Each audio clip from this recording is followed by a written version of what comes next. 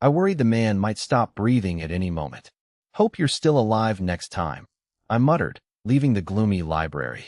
Weiss watched me go with a warm, knowing smile. Haha, what was the name of the last sweet-talking sparrow? Oh, right. Back in the main corridor, I pondered my next move. A guard approached, looking urgent. Baron Pendragon, a man named Clark Graham is here. He says he's from the Obsidian territory and has urgent news. Clark? My heart tightened. Why would he leave the Obsidian territory? Was something wrong? Panic surged. Lead the way, I commanded, rushing toward the gate. They hurried through the complex corridors and exited the fortress. The afternoon sun blinded me for a moment before I spotted the familiar figure. Clark Graham stood there, his golden hair shining, still carrying the poise of a royal noble. Clark, I called out, rushing to meet him. Clark waved back with a smile. I scanned Clark and his loyal knight retainers.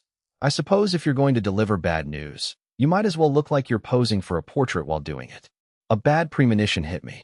What is it, Clark? Is something wrong with the Obsidian territory? Is old John all right? A month in the wilderness had stripped away Clark's vanity, leaving him composed and steady. He shook his head calmly. Obsidian territory is stable and on track. Old John and Brandon are managing well. They sent these letters for you. He handed 2 sealed letters to me, and I tucked them away without reading. I stared at him, pressing. If the territory is fine, then what about you? Or the Graham family? Clark offered a complex, bitter smile. You're as sharp as ever, he sighed. Nothing gets past you. Trying to sound lighthearted, he added, did you know? My grandfather is now the Prime Minister. How about that? I'm the grandson of the Prime Minister. I can finally protect you properly. Ha ha. He laughed, clapping me on the shoulder. I saw no mirth in Clark's blue eyes, only deep-seated anxiety. I remained silent, my steady gaze eventually breaking Clark's facade. Clark slumped, his voice dropping. My grandfather sent me encrypted orders. He and the family have been dragged into the capital's political vortex. The situation is dangerous. He ordered me to stay in the West, in Obsidian territory, and not return to the capital. I listened, understanding instantly. Marquis Graham was preparing for the worst, trying to preserve his family line by keeping Clark away from the storm. But, Clark's voice hardened, I can't do that. I smiled knowingly. So, you're sticking to your willful, disobedient child persona? Clark laughed, the tension of their capital days returning. It was nice to know some things never changed, like his talent for picking the worst possible time to be stubborn. He punched my chest. Same to you. But I'm going back. To my family.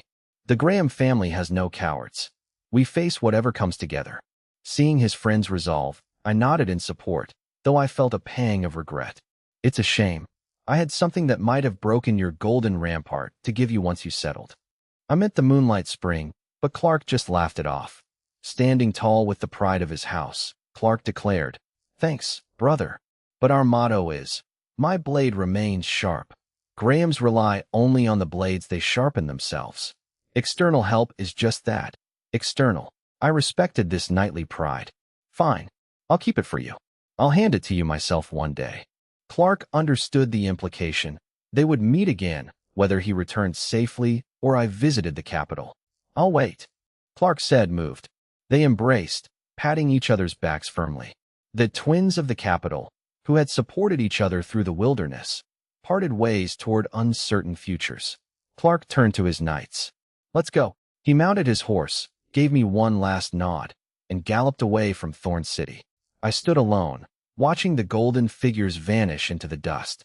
I felt a lingering dread about the capital's dangers until a calm voice spoke behind me. Parting is common, Eli Black. I turned to see Lucius standing in the shadows of the side gate. Lucius watched the road with deep, emotionless eyes. Especially for people like us. Loved ones leave, allies betray, and leagues crumble. It is a necessary lesson in life. Don't drown in sentiment. Become strong enough to handle any change, or perhaps, one day, to prevent these forced departures. Life is a constant cultivation. He turned and walked back into the fortress without another word. Lucius really does have a gift for making everything sound like a depressing homework assignment. I remained, pondering the weight of his words. The moment was shattered by Lucius's voice calling from afar. Also Eli. I saw you let such a valuable bargaining chip go. Don't think I'll ignore it. Oh, shaking off my melancholy, I returned to my room in La Roche Fortress. I picked up the book from the archives to distract myself, ignoring Lucius's sarcastic warning. I read through the detailed records of the city-state's history, politics, and military. I marveled at the author's expertise. This was clearly the result of dangerous, first-hand research. I reached the final page. Unlike the rest, this page was artistic. Elegant script read, "We have traveled the city-states and present our findings to Duke Federico LaRoche. The Western Federation has grand designs. Beware the threat from the West. Bard Chris Russell and Scholar Estad. Autumn, New Calendar 503. Russell." I frowned. The Duke of the East was a Russell, a family member, accompanied by a scholar from the Midsummer Islands. Crossing the kingdom and the set desert to reach the Western Federation required immense courage. Yet, they hadn't given this intelligence to their own family. They gave it to the Duke of the West, who would face the threat first. I admired their selfless, visionary act. But I remembered finding the book in a dusty, forgotten box. It had been neglected for years. Was it ignored because it came from the Eastern Russell family, triggering the LaRoche's suspicion? A knock interrupted me. Ron's loud, excited voice boomed. "Eli, it's me, Ron." I invited him in. Ron entered, beaming, holding several bottles of fine wine. "Good news," I teased. Ron laughed, brimming with pride. "Exactly. I just finished my mission and was summoned by Lord Lucius. As of today, I, Ron Hohenzollern, am a legitimate baron of Runestone City." "Thanks to you, Eli." I shook my head. "Captain Ron. No, Baron Ron now. I suppose I should start charging for the knighthoods. That was your own bravery and merit, which Lord Lucius witnessed. It had nothing to do with me." Ron waved it off. "Regardless, I owe you." I wanted to celebrate, but my uncle already left for the royal capital. "Lord Lucius mentioned you were still at La Roche Castle, so I came straight here." I felt a warmth in my chest. Lucius had actually noticed Eli's potential gloom over his friend's departure and prompted Ron to visit. This unexpected thoughtfulness from the cold Western governor touched me. I set aside my urge to retire the man and smiled, pulling up a chair. "Sit, Baron. But if the wine is bad, I'll be upset." Ron slammed a bottle on the table. "You'll love it. It's a gift from my uncle's cellar." They toasted, and the rich aroma of wine filled the room. Meanwhile, in Storm City, long occupied by the Wanlu Federation, the atmosphere was grim. In a meeting hall blending Western and Wanlu styles, the occupying nobles were in a heated, anxious debate. Lord Paul, a noble with a waterflow mask, addressed the man at the head of the table. "Is the news true? Is the Federation really descending into civil war? Why now, when the Orlando Kingdom is on the brink of chaos?" Another noble slammed the table. "Damn those Hofgard brutes. They only know how to forge and fight. Have they smashed their own brains with their hammers? Starting a civil war now." Paul Botticelli, the highest authority in Storm City, looked weary. "The news is true. My brother in Wanlu used a costly secret transmission to warn me. The great forgers of Hofgard claim a prophecy from the god of forging. They are destined to unify all federations into a single empire." "Unify? Nonsense," the masked noble sneered. "What about the Six Crown Council? Do they think we're decorations?" Paul leaned back, exhausted. He felt a deep sense of resentment. Wanlu is governed by 6 powerful families, the 6 Crowns, who control the region's 6 major rivers. The Six Crown Council is the supreme decision-making body. Paul is a member of the Botticelli family. He recalled being handpicked by his father-in-law, the marshal of the Eastern Expedition, a year ago. As they prepared to leave with their spoils, the conflict remained unresolved. The marshal coerced and tempted him into taking charge of Storm City. The plan was to exploit the coming Orlando Civil War to conquer the kingdom. Paul, blinded by ambition, stayed behind with troops and resources, as did other Federation forces in occupied cities. Now, the kingdom was indeed falling into chaos, but the Federation was tearing itself apart. The king was dead, the heir was young, and opportunists were rising. It was the perfect chance, ruined by internal strife. Their promised reinforcements were gone, leaving them stranded. Paul rubbed his temples. "Without her and that divine artifact, we cannot cross the set desert to return home." We are staying. We aren't going back. He paused. I've summoned all remaining Federation forces in the west to gather at Storm City. Once they arrive, I will explain the gravity of our situation. He looked up, his expression grave. We may only have one choice left. His subordinates held their breath. Lord Paul, what do you mean? Paul silently pushed a letter across the table. His men read it, their eyes widening in disbelief. Lord Paul, whose letter is this? The masked noble stammered. Paul looked at them, his expression complex. It's hard to look heroic when you're essentially admitting you've started pinballing with the enemy. Bernard, the Minister of Intelligence of the Orlando Kingdom. 2 days later, as night fell in Thorn City, pioneer lords arrived from across the west, summoned by Sir Lucius. They were housed in high-end inns within the inner city. I had moved from La Roche Castle to one of these inns. I knew staying among the other lords would provide better intelligence and maneuverability. Sir Lucius's arrangement was calculated. He grouped the lords by their home regions. Easterners, Southerners, Royal Territory nobles, and a few Northerners were separated into different inns. This encouraged them to form regional cliques and select leaders before the conference. This would simplify negotiations and reveal the allegiances of each faction. The Golden Cup and Antler Inn, housing the Royal Territory nobles, was the loudest. The young nobles, once pampered in the capital, now looked rugged from months in the western wilderness. Their clothes were worn and patched, but their demeanor had changed significantly. They gathered in groups, recounting their harrowing experiences. They discussed those who had perished in the wasteland. I descended the stairs in modest attire, a faint smile on my face. Gentlemen, it has been a long time. The hall quieted, all eyes turning to me. I was a household name among the young royal nobles, formerly as a cautionary tale, now as the only one to earn a baronetcy and achieve significant military merit in the West. Human instinct, especially in the remote West, drew them toward the strong. Seeing me, the nobles flocked to me, eager to build connections. Eli, long time no see. Eli, I knew you were capable. Don't listen to those other guys.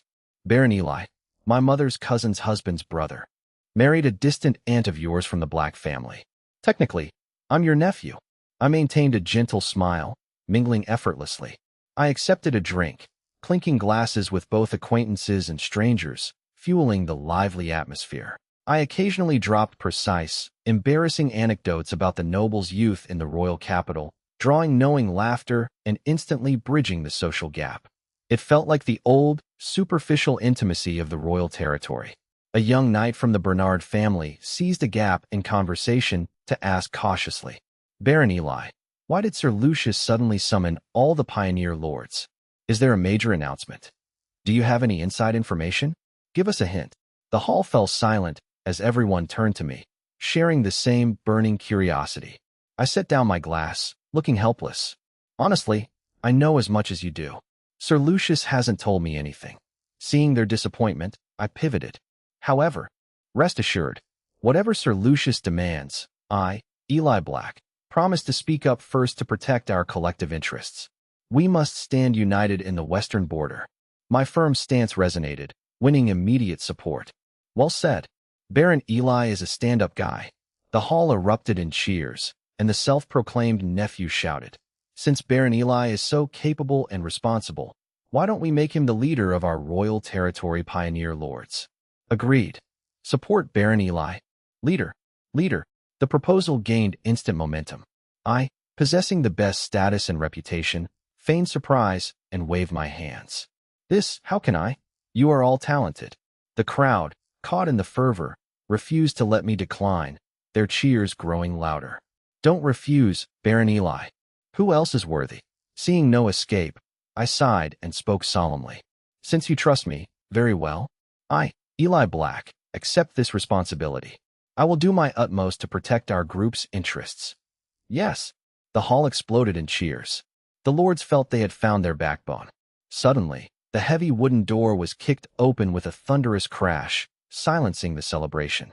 The Royal Territory lords stared, furious at the intruders who dared to kick their door. A group of arrogant youths with foreign styles stood at the entrance, wearing provocative expressions. Audacious. Who are you? Barbarians. Do you know the rules? A noble recognized their crest and sneered. Insulted as country bumpkins, the Eastern Territory lords retorted, "You're the bumpkins. Most of the kingdom's artists and scholars come from the East. Royal Territory parasites. How much of the food you eat is shipped by us?" A vulgar, regional shouting match erupted, thick with hostility. It was like watching a high-stakes debate between toddlers over a shared sandbox.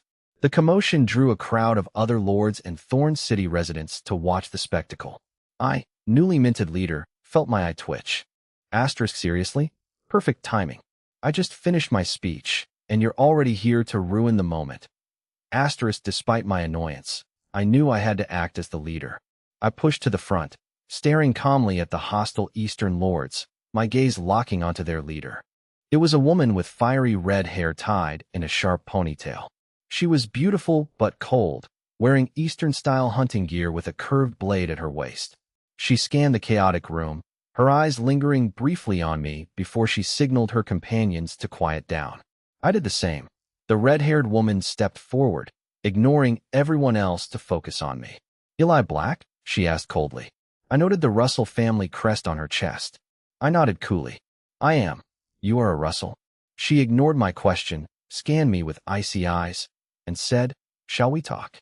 I wasn't opposed to communicating with the East, though I suspect their idea of a dialogue involves significantly more stabbing than mine. However, I had just been elected leader. If I gave in now, it would look like weakness. It would demoralize the people who had just pledged their support. "We are ready to fight. Why should the leader surrender first?" I replied flatly, "No." My supporters cheered, feeling vindicated by my strength. The conflict inadvertently solidified the Royal Territory group, uniting them against a common enemy. Camilla Russell frowned, her gray eyes flashing with displeasure. She hadn't expected such a direct refusal. The shouting match escalated again, with hands moving towards sword hilts. The air in the hall grew heavy. A duel seemed imminent. Both I and Camilla were trapped by our own pride. Camilla, from the Duke of the East's family, was a high-ranking leader. She wouldn't bow to royal capital parasites. Neither would back down until the local authorities intervened. Several officials in sheriff uniforms, looking anxious, arrived with a squad of Western Guards. They rushed into the Golden Cup and Antler Inn. The lead official, a stern man in his 40s, barked, "What are you doing? If you want to fight, get out of Thorn City. This is the capital of the West, under the LaRoche family. No rowdiness allowed." The guards moved with professional precision. They forced their way between the two groups, physically separating the feuding lords. I exhaled in relief. "Officer, we didn't start this." The Eastern lords kicked the door in. "We were just defending ourselves." Camilla remained cold. "Oh, your people insulted us first." I met her icy gaze without flinching. Silence fell, save for heavy breathing and the crackle of the fireplace. The lead official, William Claude, looked at the standoff, feeling a massive headache coming on. These pioneer lords had unique backgrounds, but they couldn't be allowed to cause trouble in Thorn City. Lucius LaRoche had instructed William Claude to make an example of them to keep the group in check. Rubbing my temples to prevent a brawl, William addressed the ringleaders. "Baron Eli Black and Baroness Camilla Russell, come with me. Everyone else, disperse immediately." Reality, however, saw both factions glaring at each other, refusing to yield. William frowned and pressed the issue. Realizing the stalemate helped no one, I told my followers to continue drinking, dismissing it as a misunderstanding. Camilla followed suit, signaling her Eastern Territory subordinates to leave. Seeing them command their subordinates so easily only deepened William's resentment. Snorting, William led them to a dim, Spartan room in the security office. It was a makeshift holding cell with only 2 hard cots and a table. I frowned at the environment. It was nice to know the local hospitality industry was just as charming as the local politics. William turned to the 2 young barons. Publicly confronting each other and nearly inciting a riot violates Thorn City's security ordinances. This behavior cannot be tolerated among pioneer lords, he added, noting their stoic expressions. Given your noble status and the lack of actual damage, I will forego harsh punishment. However, you will spend half a day here in quiet reflection. I hope you understand. Camilla's expression turned icy as she stared at William. Are you certain you want to do this? She asked, her voice heavy with pressure. William stood his ground. This is the West. We follow Western rules. Besides, Lord Lucius instructed me to keep an eye on you. He added, since you wanted to talk, this quiet room is the perfect place for it. Ignoring their protests, he walked out and ordered the guards, keep them here until noon tomorrow. No interruptions. The guards obeyed, impressed by William's audacity. The door locked, leaving me and Camilla alone in the dark, each claiming a cot. It's amazing how quickly a room becomes a prison when you're forced to share it with someone you despise. Camilla broke the silence with a sneer. Foolish man, relying only on brute strength. I retorted, stupid woman. Camilla cut to the chase. You must know what happened in the royal capital, she said, staring at my silhouette. What did Lucius LaRoche tell you at LaRoche Castle? What is his stance on the capital's situation? Why were we summoned? I closed my eyes, mocking her.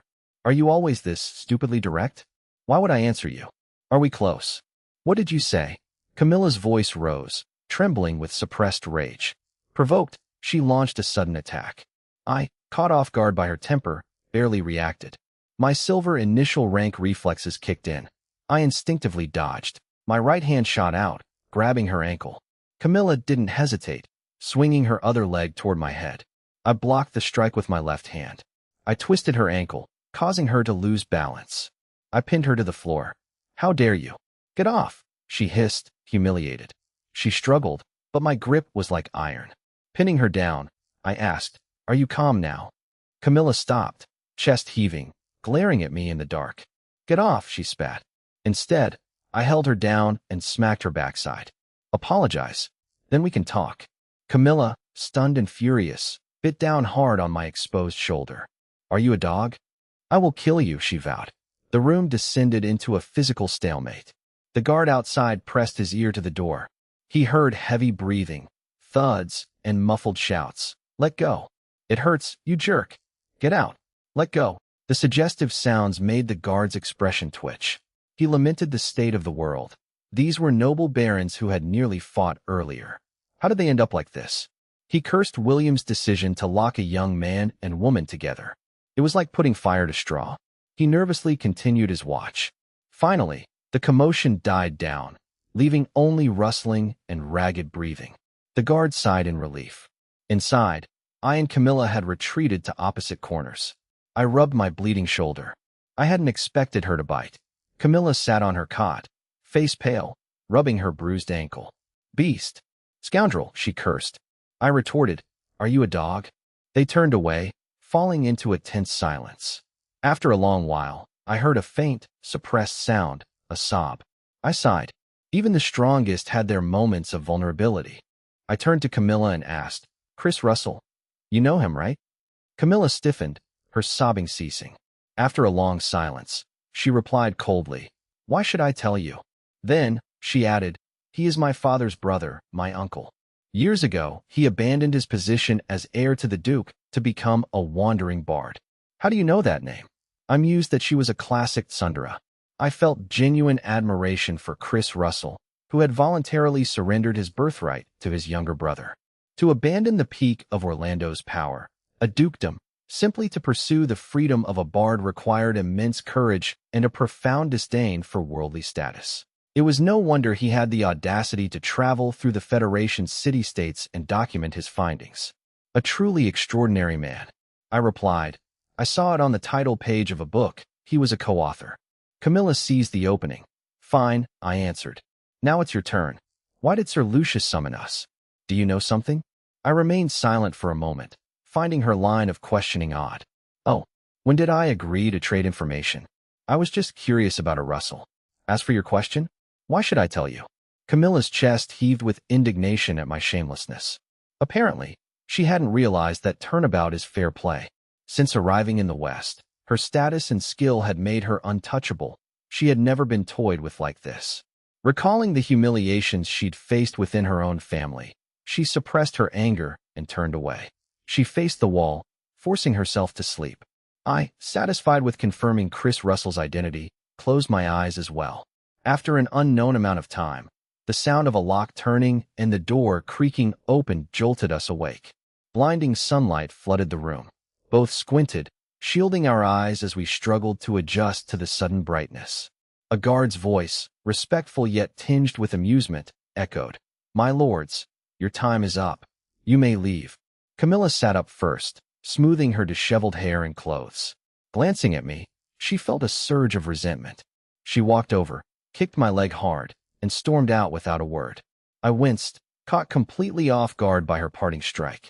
To the guard, Camilla's messy appearance and the retaliatory kick looked suspiciously like a lover's spat.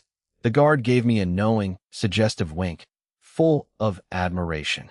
It was a look that suggested he'd watched far too many tavern plays and not enough actual combat. I was left utterly bewildered by the guard's expression. I stretched my stiff limbs and exited the unpleasant cell. The guard bowed, and I left the station. Outside the Golden Cup and Antler Inn, Wolfgang stood like a tower, waiting faithfully. "My lord, are you all right?" he asked with concern. I waved him off. It was just a small misunderstanding. I was invited for tea and a chat. Wolfgang relaxed and reported. An official from the west arrived. "Sir Lucius has ordered a meeting. In 3 days, at noon, all pioneer lords must attend a conference at the Thorn Cathedral." 3 days? I mused. Understood. Meanwhile, at the Eastern Territories Inn, Camilla Russell had changed into clean clothes, her expression as icy as ever. Yet, a flicker of irritation remained in her eyes as her maid reported the news. "My lady, Sir Lucius has ordered all pioneer lords to attend a meeting at the Thorn Cathedral in 3 days. Camilla nodded emotionlessly. After a pause, she added, "Amber, investigate Baron Lucerne, Eli Pendragon. I want everything, from his birth in the royal territory to now. Be as detailed as possible." Amber sensed the suppressed rage in her mistress's voice. She bowed deeply without questioning. "Yes, my lady. I will see to it immediately." 3 days passed in a tense, quiet atmosphere. Today was the day of the assembly. While some remote lords might be late, a significant number had already gathered in Thorn City. Early in the morning, the courtyards of the designated inns were already filling with people. These young lords wore modified travel gear or light leather armor. However, they prominently displayed their family crests. Identifying these was a basic requirement for Orlando nobility, turning the square into a living heraldry exhibit. Beyond the earlier clash between the royal territory and the East, tensions were high. The East and South, historical rivals in trade, had nearly come to blows upon arrival, only stopped by Western officials. The northern lords were few in number. Yet, no one dared provoke them. They were silent, fur-clad, and notoriously fierce. The northerners were known to settle insults with immediate duels. "Knock, knock." Wolfgang's steady voice sounded. "My lord, it is time." I stood before a full-length mirror, checking my attire. I wore a sophisticated black outfit with intricate silver embroidery on the collar and cuffs. Most striking were the shoulder guards, crafted into the shape of gripping dragon claws. They shimmered with cold metallic light, echoing the Pendragon black dragon emblem. A deep blue velvet cloak hung from my shoulders. The design and color palette perfectly complemented my family crest. It projected both noble status and an understated, powerful authority. I had spent a fortune commissioning this from the LaRoche family's master tailors and armorers for this specific occasion. It's amazing how much more authoritative one feels when wearing a year's worth of taxes. Satisfied, I pushed open the door. Wolfgang's wolf-like eyes widened in genuine admiration. "My lord, you look incredibly imposing." I smiled. "Let's go." We descended to the bustling lobby. Royal territory lords were eating simple breakfasts of black bread, dried meat, and porridge. Seeing me, they greeted me warmly. "Eli. Good morning." "Good day, Baron Eli. Leader, sit here." I responded with a calm, gentle smile. I naturally gravitated toward the table of my nephew, the young noble Velen Vile. Velen, from the royal territories Vile family, was a vassal to the powerful Roman family. Over the past few days, I had found Velen to be a resilient youth. Despite the hardships of the frontier, he maintained an optimistic, sunny disposition.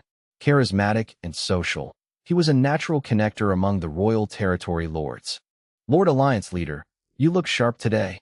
Velen greeted me, gesturing for me to sit. I nodded, accepting a simple meal, then leaned in as Velen whispered, "I have a rumor.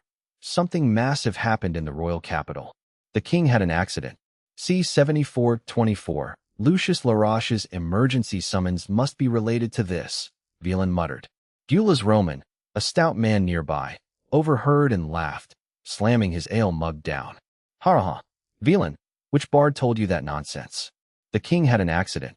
You might as well say Prime Minister Federico committed treason, or that Lucius is gathering us all here just to execute us. The surrounding lords erupted in laughter, easing the tension. Gyula's, how much have you been drinking? Others chided the Roman family heir, known as Barrel Roman, for his physique and love of drink. C. 7431.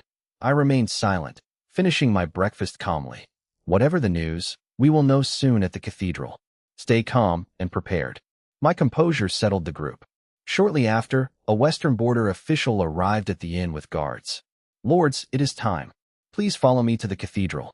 Leave your personal guards behind. The atmosphere turned stagnant. No guards allowed. Lords exchanged suspicious glances. Was Gyula's joke about being executed actually possible? All eyes turned to me. I stood, adjusted my cloak, and said, "Follow me. Do not worry." Reassured by my calm, the royal territory lords followed me outside, where 3 other groups were already waiting. The Eastern Territory group was the largest, with nearly 50 lords standing loosely. Camilla Russell stood at the front like a thorny red rose. Her cold gaze locked onto me with undisguised disdain. I suppose I should be flattered she's paying me any attention at all. Her maid, Amber, followed her gaze to the white-haired, dignified me. Is that Eli Pendragon? He's so handsome. A beast in human clothing, Camilla scoffed. I ignored her, scanning the southern and northern groups.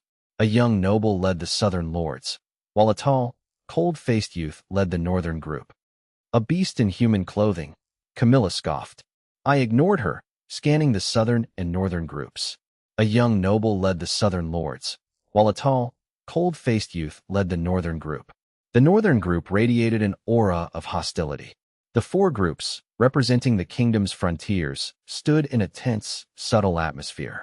William Claude, the Western official, confirmed the head count. Pioneer lords, follow me to the Thorn Cathedral. Pioneer lords, follow me to the Thorn Cathedral. The procession marched along Thorn City's main street. Western soldiers lined the streets like statues. Citizens whispered, "Look at them, noses in the air." Hush, those are powerful pioneer lords. They're dangerous. Pioneer lords? What are they doing in our West? Many lords heard the insults and grew angry. Accustomed to absolute authority, they were unused to such treatment. I suppose being treated like a common nuisance is a fresh experience for them. Yet, under the cold gaze of the Western soldiers, they suppressed their rage. They realized the true authority here belonged to the Laroche family. They soon reached a magnificent structure. The Thorn Cathedral was built of white stone with towering spires and stained glass, featuring the Laroche golden lion crest. Velen whispered, "This looks grander than the Cathedral of Light in the capital." The Thorn Cathedral was built of white stone with towering spires and stained glass, featuring the Laroche golden lion crest. Velen whispered, "This looks grander than the Cathedral of Light in the capital." Connor, a royal territory lord, scoffed, "It's just flashy on the outside. Westerners know nothing of art." Connor, a royal territory lord, scoffed, "It's just flashy on the outside. Westerners know nothing of art." A Western official glared at them. The 2 fell silent instantly. The cathedral doors opened, revealing a vast, empty interior. Connor was proven wrong immediately. I suppose being confidently incorrect is a skill in its own right. The interior was incredibly luxurious, with polished marble floors and gilded columns. The massive dome was the most striking feature. It featured a grand mural of creation and heroic battles. The figures looked ready to step off the walls. I spotted a mysterious dragon in the painting. "How did they paint that high up?" someone marveled. "This style, it's like Master Lauren's work." Eastern lords began critiquing the art. Guided to their seats, the lords sat in regional sections, whispering about Lucius's intentions. Guided to their seats, the lords sat in regional sections, whispering about Lucius's intentions. As Camilla and Amber passed by, she accidentally slammed her shoulder into me. I staggered, my anger rising. As she walked away, I felt a cold resolve. As they crossed, I subtly but firmly slapped her backside. Slap. Camilla froze, spinning around with eyes burning with fury. I turned away, ignoring her, and whispered something to Velan. Amber asked her master, who was blushing, "My lord, what happened?" Camilla seethed with rage, wanting to strike the shameless man down, but she restrained herself due to the public setting. Suppressing her fury, she sat back down. William Claude approached the platform and announced that Lucius LaRoche would arrive shortly. A solemn horn blast echoed through the cathedral. William commanded, "Stand up. Welcome Lord Lucius." The pioneer lords reluctantly rose. Connor, a lord from the royal territory, muttered, "Such arrogance. Acting like the king himself," he complained. Velan elbowed him, whispering, "Quiet. This is the West." The herald announced with great solemnity. The great LaRoche family of the West, brother of Duke Federico, Governor Lucius LaRoche arrives. The cathedral bells tolled across Thorn City. Lucius, clad in golden lion-crested armor, walked to the platform. He glanced at me for a split second before addressing the crowd. "Please, be seated." The room fell into a heavy silence. Lucius asked, "Do you know what has occurred in the royal capital?" The crowd stirred in confusion. He signaled to me, and I knew it was time for our prearranged act. I stood up and asked, "We are ignorant of the news, my lord. What has happened?" Lucius nodded and announced with a grave tone, "Our great king, August Aurora, has been summoned by the gods." He paused to let the shock sink in. It's a classic move. If you're going to deliver bad news, you might as well make everyone wait for it. The hall erupted in disbelief and chaos. Lucius continued, "According to the laws of succession, Prince Aidan will soon be crowned King Aidan I." The herald shouted for silence. The crowd quieted, though they remained visibly shaken. Lucius surveyed the lords. "You know what a change in power means.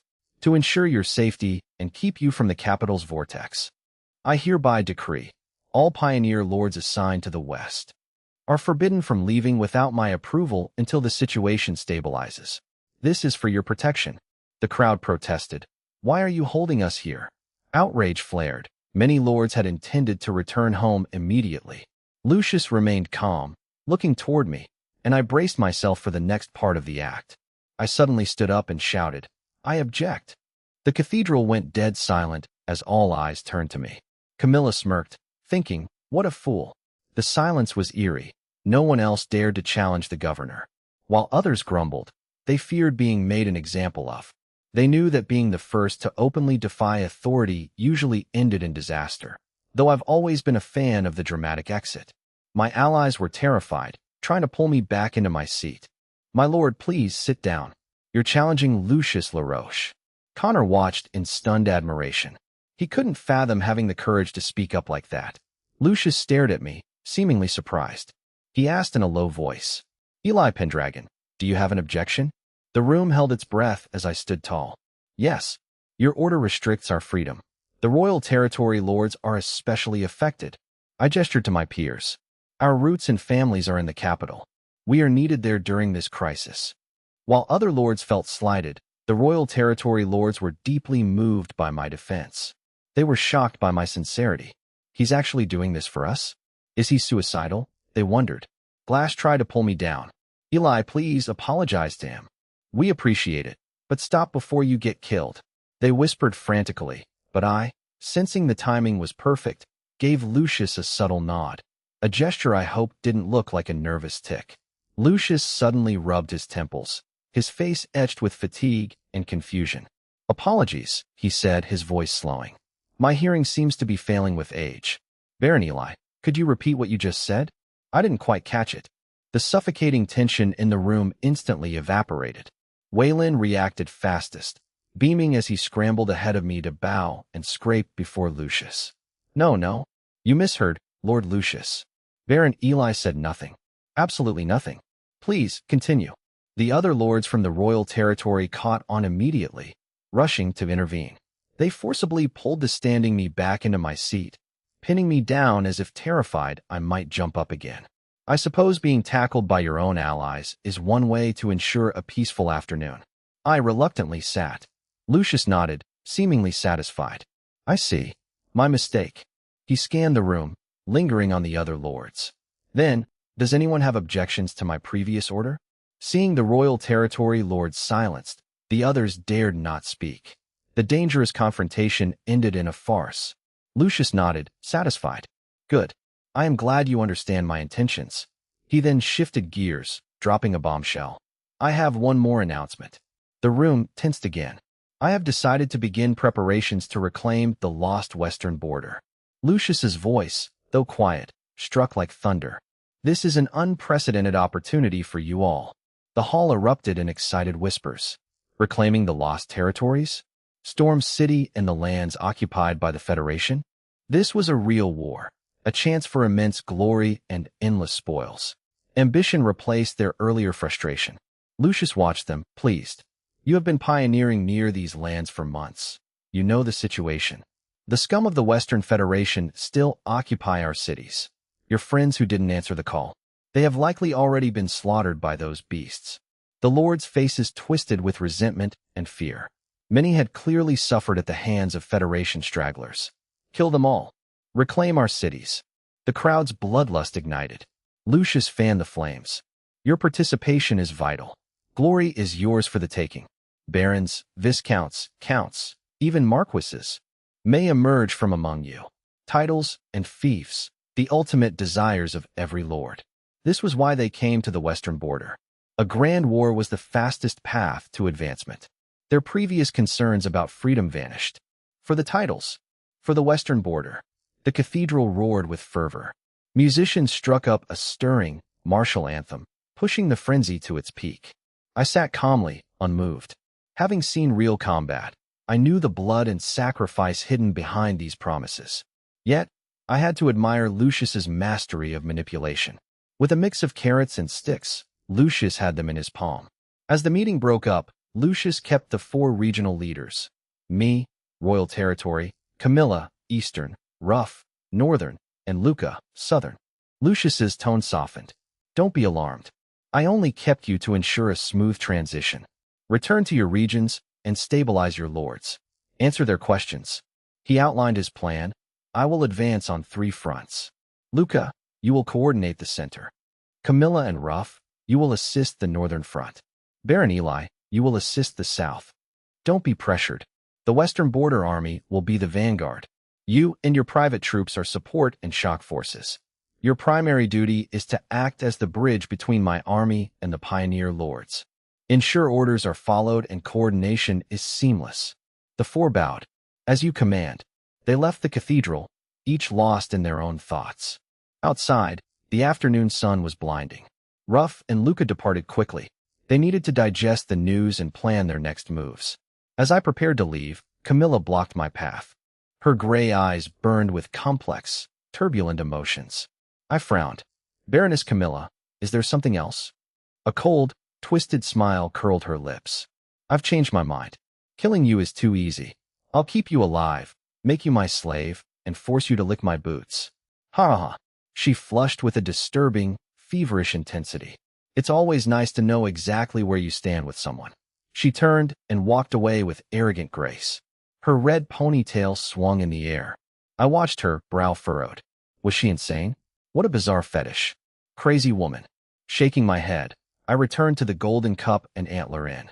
The Royal Territory lords were still buzzing with excitement. They swarmed me upon my arrival. I relayed Lucius's plan for the 3 fronts. When I mentioned the Royal Territory would likely be assigned to the south under my coordination, the southern lords cheered. Great. We get to fight alongside our leader. After answering their questions, I excused myself. I cared little for this false fervor. My heart was back in the Obsidian Territory. I took Wolfgang to the gates of La Roche Fortress. The guards, recognizing the young baron favored by Lucius, bowed. Baron Pendragon. Good day. Please, enter. I nodded and led Wolfgang through the familiar, winding corridors. I reached the study door. My task in Thorn City was done. It was time to return to the Obsidian Territory. I knocked. Enter, came Lucius's voice. I signaled Wolfgang to wait outside and stepped in. Sir Lucius LaRoche sat behind his massive desk, perpetually buried in endless paperwork. It's a wonder he hasn't been suffocated by a rogue stack of ledgers yet. Without looking up, he addressed me, as I had come to announce my departure for the Obsidian Territory. Lucius paused, then offered rare praise. You handled the situation well. He invited me to dinner with him and Lynn Aurora that evening. I accepted, already plotting how to sneak into Lynn's room later.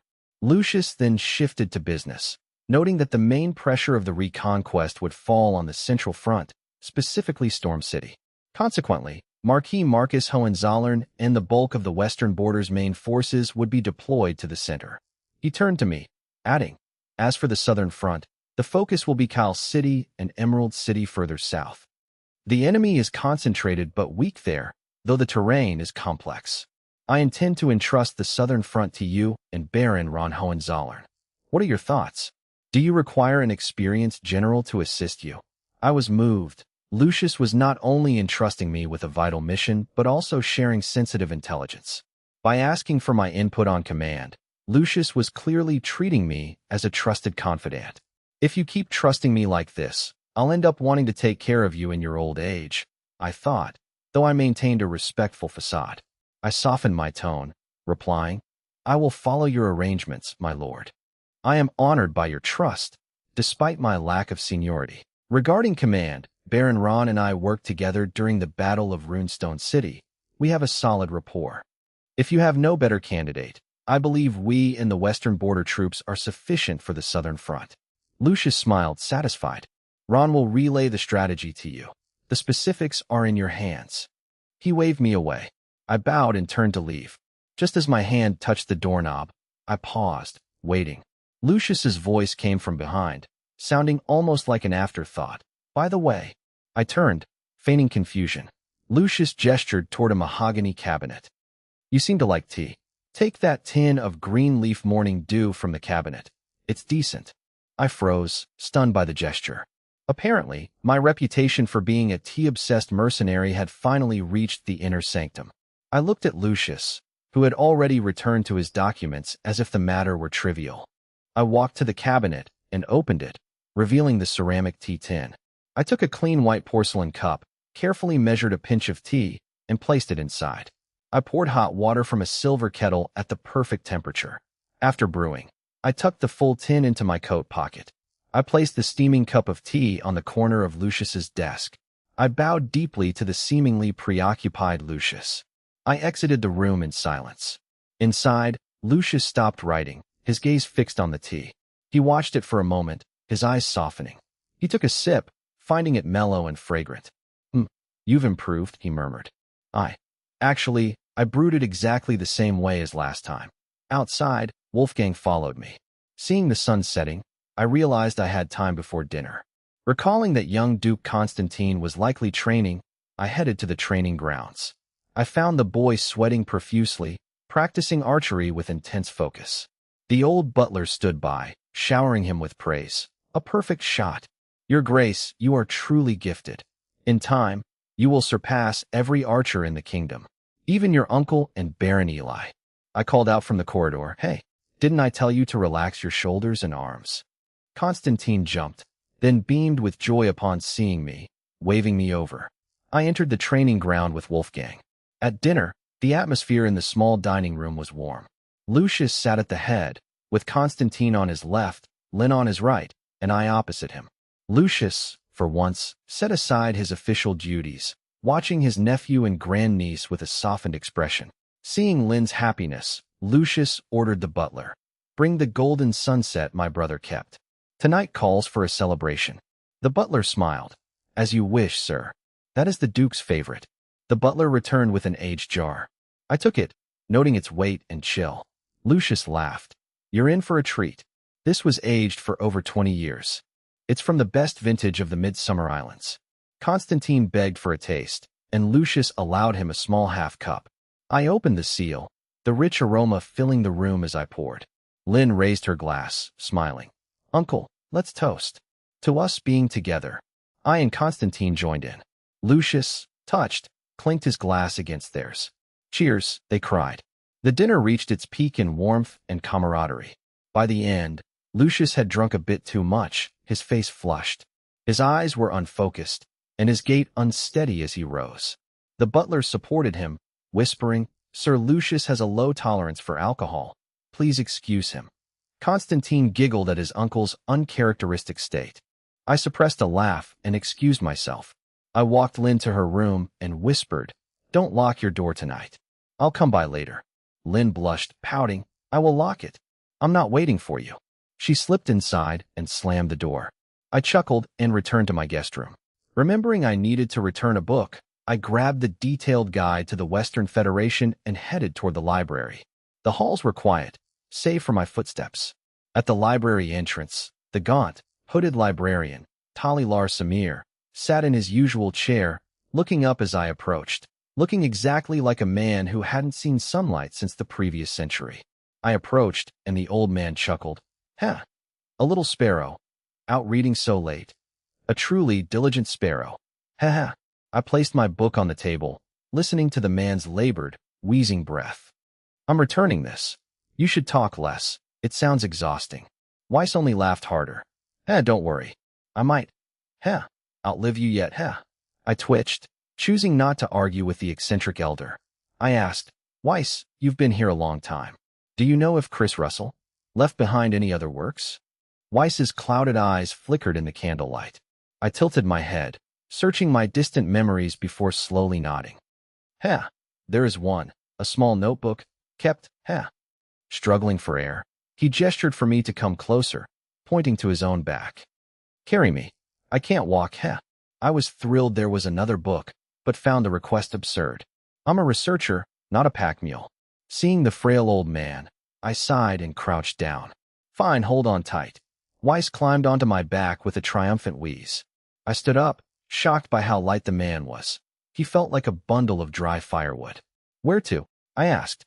"Inside, left, forward, second intersection right, the back shelf, top level." Weiss directed me through the labyrinthine library. At the back corner, Weiss reached out, steadying himself by gripping my hair, and pointed to the top shelf. There, the black-covered booklet. I stood on my toes and carefully retrieved it. I read the title, Traveler's Song. I assumed it was a record of my travels.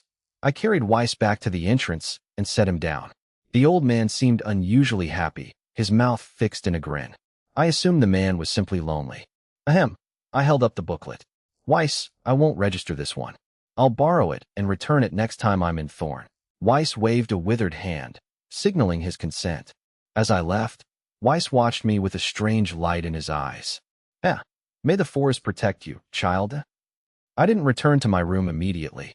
Checking that the coast was clear, I slipped silently into Lynn Aurora's unlocked room.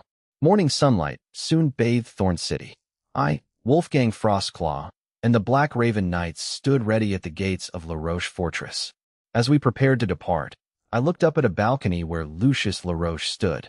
Lucius looked composed and stern, as if the drunken elder from the night before had been a mere hallucination. I waved enthusiastically.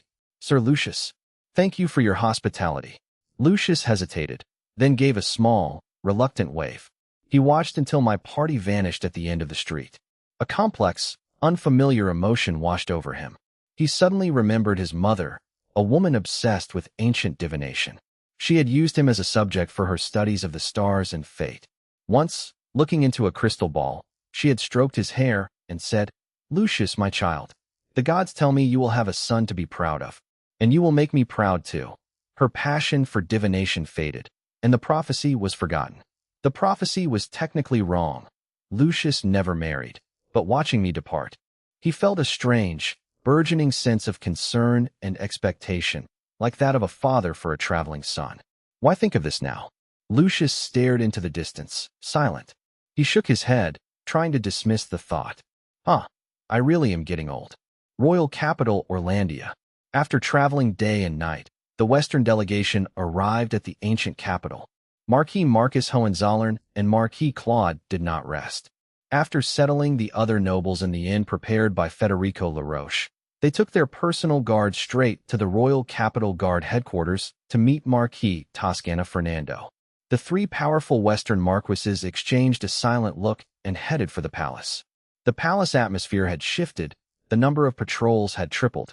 The guards were no longer the flashy palace types, but battle-hardened elites. Their armor bore the crests of Western families. The Western Border Army now controlled the palace security. Thanks to Toscana, they passed through the checkpoints quickly. They reached the regent's office, guarded by 8 golden lion knights standing like statues. The captain recognized the 3 marquises immediately. He saluted and announced them. Regent, Marquis Toscana, Marquis Claude, and Marquis Hohenzollern request an audience. A deep voice replied from within, Enter. The captain opened the heavy oak doors and gestured for the 3 to enter. Marcus, Claude, and Toscana entered the office, finding it piled high with documents. Behind the desk sat the Duke of the West, the kingdom's regent. Upon seeing me, Marcus and Claude paused, exchanging shocked glances. It's always nice to know my current state of decomposition is so striking. The man before them was a shadow of the energetic, imposing guardian they remembered. I had aged a decade in a mere blink. My once meticulous silver hair was disheveled, my eyes sunken, and my face etched with deep, knife-like wrinkles. My sharp, lion-like eyes were bloodshot and heavy with exhaustion. I was bearing the weight of the entire kingdom alone. I looked up at my old subordinates from the West, a flicker of nostalgia in my gaze. Age, it seemed, made one prone to dwelling on the past. Greetings, Regent. The 3 marquises bowed, hands over their hearts. I waved them off. No need for formalities. As they straightened, Claude, seeing my fatigue, urged me to delegate more work. I shook my head, cutting him off. Tell me of the West, I asked, turning to Marcus and Claude. Though I trusted Lucius, the West was my home. Marcus swallowed his advice. The West is stable, my lord. Sir Lucius has settled the refugees and maintained order. Thorn City retains firm control. There is no unrest. He added, thanks to your and Lucius's efforts, we've attracted many pioneer lords and investors, steadily increasing tax revenue. I nodded silently. Marcus continued firmly. Regarding the military, the Thorn defense line is reinforced and ironclad. It will not repeat the past. Marcus, Claude warned in a low voice. Marcus froze, realizing his slip. The fall of Storm City was a shared scar, and mentioning it before me was like reopening a wound. He coughed awkwardly and pivoted. Right, my lord, there is one more thing. Sir Lucius thinks highly of a pioneer lord named Eli Black. He even intends to arrange a marriage between him and the LaRoche family. My interest was piqued. Lucius mentioned this. Claude, hearing this for the first time, looked surprised. He finally understood why Lucius had introduced that young baron to him in Thorn City. Toscana, who had been silent, interjected. Eli Black? Isn't he the son of Marquis Leon Black from the royal territory? The same, Marcus confirmed. He's capable. He secured the wasteland, took Lucerne City, and recently helped Ron suppress Sabuda Medici's rebellion in Runestone City. I looked relieved. With Lucius there, I am at ease. Keep following his lead. Yes, my lord. Marcus stepped forward, excited. My lord, the most important matter. Sir Lucius is planning to retake Storm City. I remained calm. Lucius has already briefed me on his plans. I have weighed the pros and cons. We cannot delay. We must reclaim the initiative and rebuild the defense line. I looked at Marcus. You will assist Lucius. Use the Western troops and resources. As for the kingdom, I paused. I will raise this at the next council, but don't expect much military support. The internal situation is too unstable. It's a miracle they can even agree on the color of the napkins at these meetings. I will, however, fight for grain and equipment. Marcus struck his chest. That is enough. With your word, we will drive those Federation scum back to the desert. If not for the past. His voice turned bitter. If not for them, Storm City wouldn't have fallen so easily. Claude sighed, his face filled with humiliation. The fall of Storm City was a disgrace to all Western nobles. In its 1,000-year history, it had only fallen once before, to Caesar Aurora. Now, it had happened a second time under their watch. Everyone knew the primary cause wasn't just the lack of troops. It was the internal rot of the kingdom. I fell silent, the atmosphere heavy with my own self-reproach. Toscana broke the tension. My lord, have there been any leads on the king's assassination? My expression darkened. I tried to dismiss Bernard, the Minister of Intelligence, for his failure. But he submitted a report claiming a breakthrough after interrogating Vilas Montauban. Vilas confessed that his father, Cons, was the regicide. Cons intended to poison both me and the king, frame me, and then seize Prince Aidan to control the throne. What? How dare he? The marquises were shocked by the depth of the treachery. Claude frowned. My lord, if the goal was both of you, why only the king? Cons is a cunning fox. He wouldn't make such a mistake. Bernard claims he interrogated the king's cupbearer, Velic Montauban. Velic confessed to poisoning only the largest jar of wine. But Cons accidentally gave that jar to the king. So I survived. It sounded convenient, almost forced. My lord, that is too coincidental. Where's the cupbearer? Let me interrogate him. I shook my head. Bernard reported that Velic committed suicide in his cell yesterday. Dead. Marcus was furious. That's a cover-up. Let me interrogate Cons. He won't speak, Toscana said grimly. My lord, it seems that Minister Bernard is likely involved. Federico nodded, confirming that Bernard had indeed been in secret contact with the Eastern Territory. Marquis Marcus and Marquis Toscana were both incensed by the news. The Russell family again? Are they behind the king's death as well as the queen's? Federico's silence served as his grim confirmation. Marquis Toscana clenched his fists, his fury palpable. The Eastern Territory. They are the masterminds behind it all. Federico raised a hand to silence him. Tos, calm down. Now is not the time for a purge. Aiden is young, and the kingdom needs stability, not internal strife. We must wait. He slumped back, his face etched with the exhaustion of a man bearing an impossible burden. I had returned to the capital fueled by vengeance, intending to cleanse the court with iron and blood. Yet, upon seizing true power, I found my reality shifted. My greatest enemies were no longer battlefield foes, but the suffocating mire of politics and endless compromise. The irony of my situation was bitter. I traded the battlefield for a desk, and somehow, the paperwork felt more lethal. An eye for an eye was a naive sentiment. If only the world were so simple. I often dreamed of abandoning this nauseating web of schemes to return to the western border, to my brothers and the lands I knew. But the memory of my daughter and the sight of my grandson, Aiden, kept me anchored. I let out a self-deprecating laugh, breaking the heavy silence as I looked at my 3 loyal subordinates, who were currently doing an excellent impression of statues. My tone hardened, as much to convince myself as them. Rest assured, the Orlando kingdom stands, and the sun will rise tomorrow. I will handle this. I gazed up at the golden, jewel-encrusted Orlando sun emblem on the wall. Sunlight filtered through the high windows, striking the emblem with a cold, brilliant glare. I will not let this sun set on my watch, I whispered. The 3 marquises watched the aging man, their hearts heavy. They felt a mix of respect, concern, and profound sorrow. Without another word, they saluted and retreated from the office.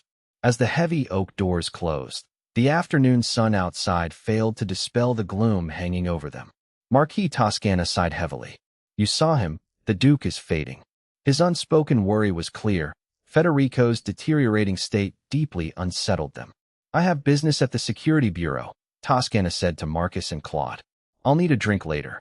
The others nodded grimly, their initial optimism upon arriving in the capital shattered by the reality of the situation. Meanwhile, in the royal bedchamber, 9-year-old King Aiden Aurora sat in a chair far too large for him. Pale and hollow-eyed, he struggled with the trauma of his father's death and his grandfather's suffocating control. The child's psyche was fracturing, manifesting in erratic outbursts. Minister of Intelligence Bernard stood nearby, feigning deep concern. Your Majesty, you are the supreme ruler of Orlando, Bernard whispered seductively. You should do as you please. No one can deny your birthright. Aiden's eyes lit up. I am the king. Except, Bernard added, feigning hesitation. Except what? Aiden snapped, feeling insulted. Except for your grandfather, the regent, Federico, Bernard said carefully. As regent, his influence is absolute. You are forced to follow his lead. Aiden stiffened. Grandfather does it for me. For the kingdom. Bernard wore a look of pity. Forgive me, sire, but have you ever presided over a single council meeting? You have no power. The regent holds it all. He leaned in, lowering his voice. The capital whispers that you are merely a puppet. The regent is the true ruler. Aiden leaped up, his face flushed with rage. A puppet? Who says that? I'll have them all hanged. Bernard hid his satisfaction behind a mask of sorrow. The regent clearly does not believe you are fit to rule. Perhaps he favors another heir of the Aurora and LaRoche bloodlines. Aiden froze, his sister Lynn's image flashing in his mind. The fear of abandonment seized him. Lynn? No. I am the king, he sobbed, curling into a ball. I've seen more dignified displays from a toddler who dropped his ice cream. Bernard let the poison of suspicion fester in the boy's mind. He glanced at the window. Your Majesty, the time is near. Federico's control is too tight. I may not be able to visit you much longer. He bowed, turning to leave. No. Bernard, don't go. Aiden lunged, grabbing his sleeve. Help me. You're the only one who tells me the truth. Bernard stopped, a faint smile touching his lips. He knelt, taking the boy's hand. Your will is my mission, Your Majesty. Days passed in a state of simmering tension. As the coronation of Aiden approached, the Great Council was set to convene. However, the Dukes of the North, East, and South all sent excuses, refusing to attend in person. They sent only minor family representatives instead.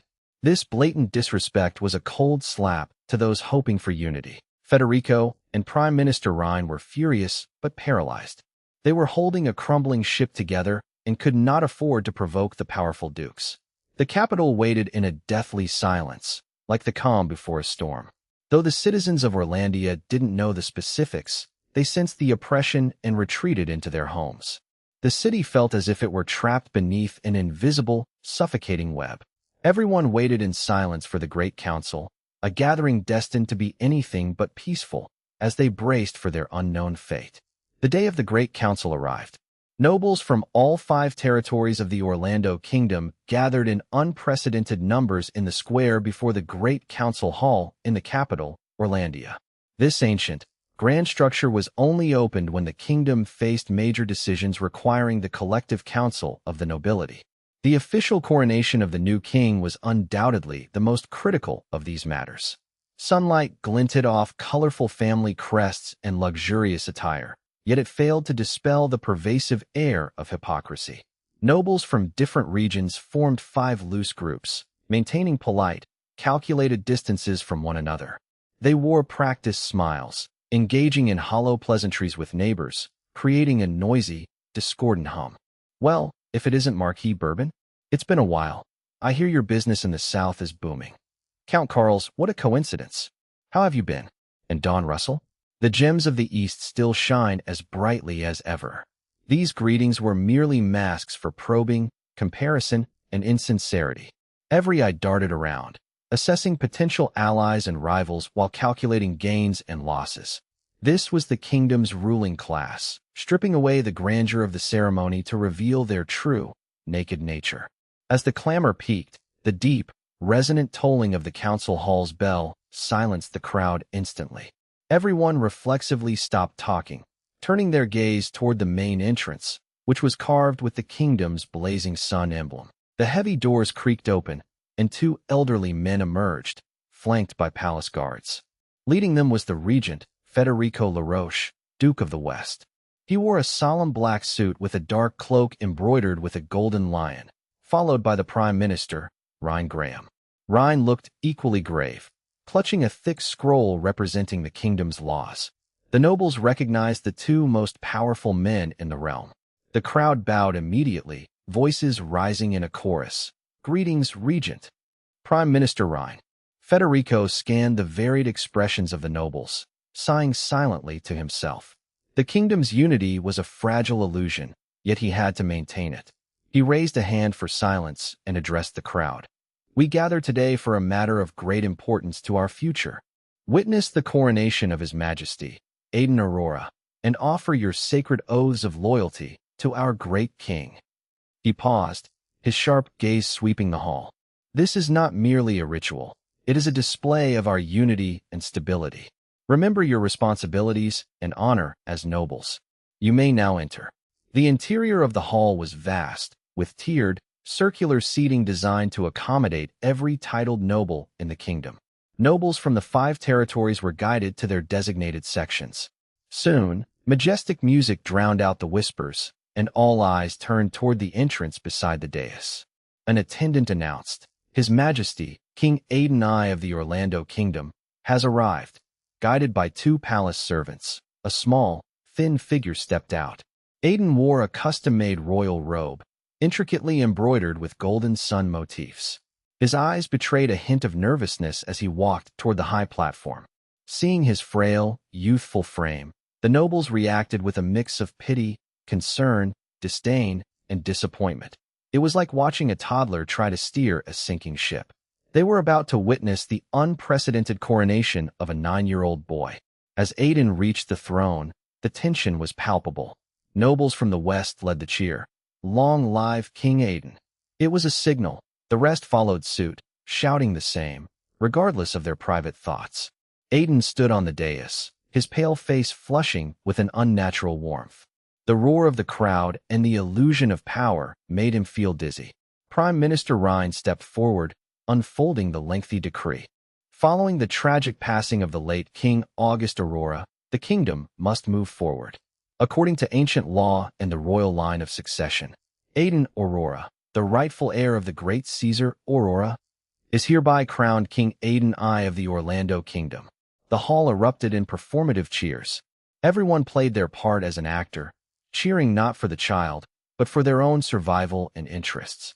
Ryan paused, then continued in a booming voice. "I now call upon the regent, Federico LaRoche, Duke of the West and Guardian of the West, to crown His Majesty, Aiden I, with the crown of sovereignty." The applause intensified. The Western contingent cheered with genuine fervor, showing their support for their leader. Aiden, hearing the roar, frowned slightly. Bernard's words echoed in his mind. "You are merely a puppet king. The regent is the true ruler." Federico solemnly lifted the heavy, ancient crown, the symbol of supreme authority. He climbed the steps to stand before Aiden. He held the crown up for the nobles to see before slowly placing it on Aiden's head. However, the crown, designed for an adult, was far too large for the 9-year-old. It sat precariously, nearly covering his eyes. Aiden instinctively reached up to steady it. The nobles witnessed this, and a wave of whispers, filled with mockery, pity, and resignation, rippled through the hall. Federico sighed internally but remained composed, leaning down behind Aiden. "It's hard to look like a sovereign when you're effectively wearing a gold-plated bucket. I will hold the crown from behind, Aiden. Now, open your arms and accept the cheers of your subjects." Aiden obeyed his grandfather's command. He let go of the crown and stiffly spread his arms in a gesture of embrace. With Federico's steady hand, the crown stopped wobbling. The crowd cheered again. Aiden looked out at the faces shouting his name, forcing a smile. A twisted sense of satisfaction filled his heart. Look, they are all bowing to me. I am truly the king now. The coronation concluded, and Ryan continued. Now, the dukes of the 3 territories shall offer their oaths of loyalty. Since the 3 dukes were absent, their highest-ranking family representatives stepped forward. They did not ascend the dais but knelt at its base, facing Aiden. "We, the representatives of the North, South, and East, swear to the great King Aiden I that we shall uphold our duties, follow the laws of the kingdom, and offer our loyalty in the names of our ancestors." Their oaths were fluent and standard, devoid of genuine emotion, sounding like a mere procedural requirement. Once the representatives finished, Ryan's voice rang out again. "Now, all nobles of the 5 territories, offer your oaths of loyalty to His Majesty, Aiden I." The entire hall rose as one. The crowd knelt as one, a vast, solemn sea of people. "We, family name, pledge our oath and loyalty to His Majesty, Aiden Aurora I." Hundreds of voices merged into a thunderous roar, striking the dais and echoing in Aiden's ears. His chest heaved, his face flushed with overwhelming excitement. The sensation of looking down upon the masses was intoxicating. He was lost in the illusion of absolute power. Yet, he suddenly performed an unexpected action. He tilted his head toward his grandfather, Federico, who was still holding the crown behind him. "Grandfather, what about you?" His voice was soft, yet it carried clearly through the brief silence following the nobles' oaths. Many nobles looked up, faces etched with shock and disbelief. Even Prime Minister Ryan and the 3 territorial representatives shifted in their seats. To ask such a question at such a solemn moment, he truly was just a child. I suppose expecting a sense of occasion from a boy who still gets excited by shiny hats was asking too much. Federico's hand remained rock-steady on the crown.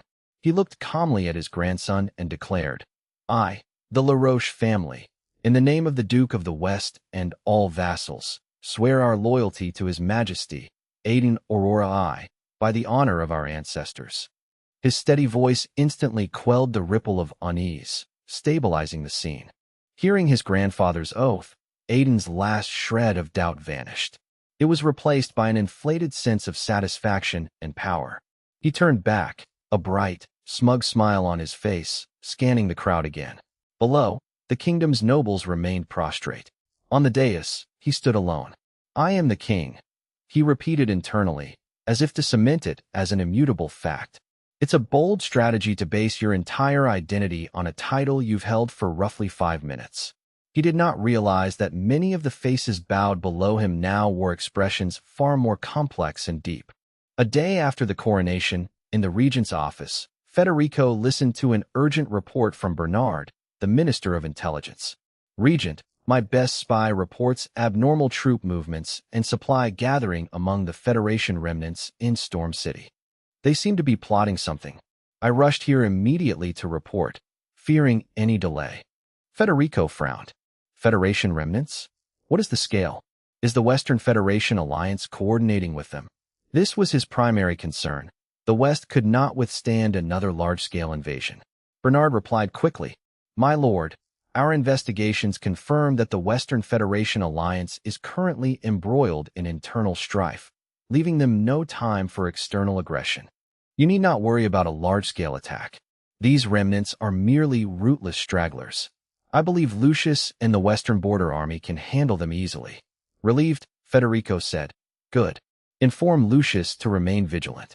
"You have done well, Bernard." Bernard beamed. "Thank you, my lord. It is for the safety of the kingdom."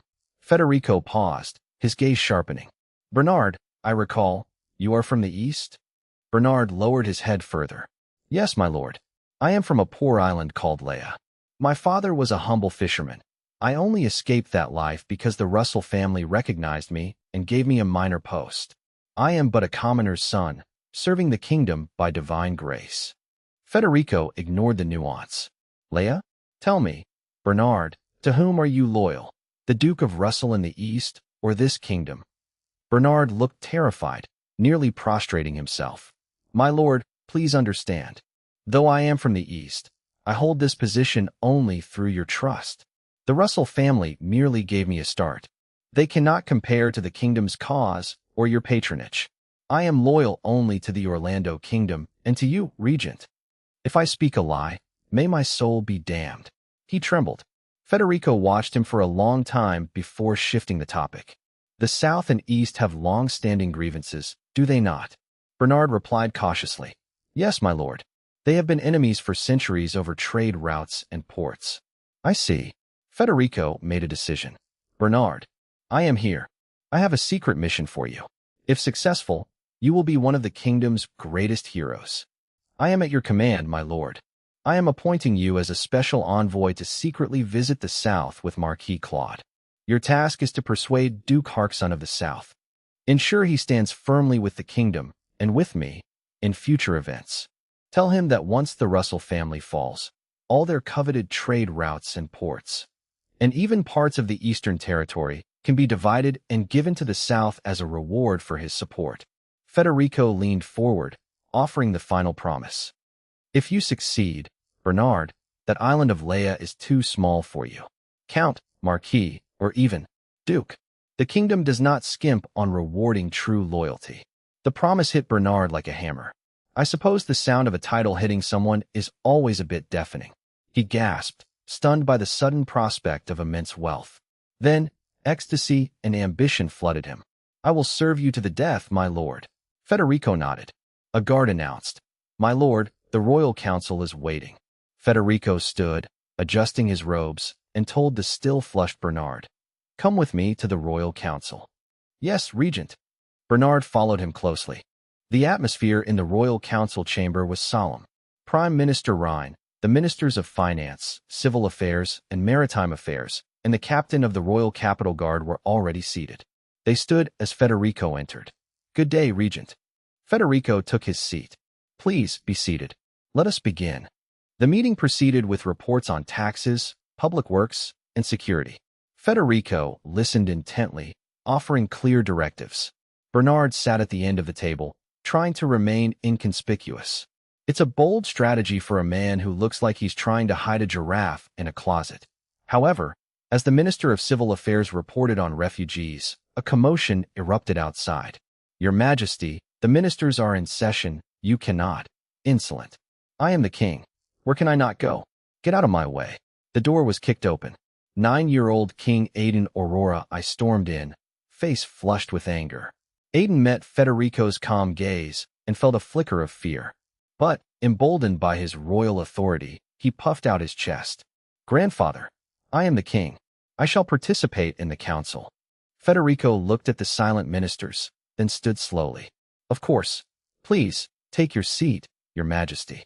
Aiden, surprised by the easy compliance, walked in triumphantly. Bernard quickly moved a heavy chair to sit beside Federico's seat. Federico gestured for Aiden to take the main seat while he sat in the new one. Aiden felt a surge of pride as his grandfather yielded the throne. I scrambled into the oversized chair, attempting to mimic Federico's stern posture. "Proceed," Aiden commanded. The Minister of Civil Affairs hesitated, looking to Federico for confirmation before continuing his report with visible nervousness. Federico provided clear instructions as if the interruption had never occurred. Federico then scanned the ministers and introduced a major topic. The western border intends to reclaim Storm City and other lost territories from the Federation. The chamber fell into a stunned silence. War in the regent's power base?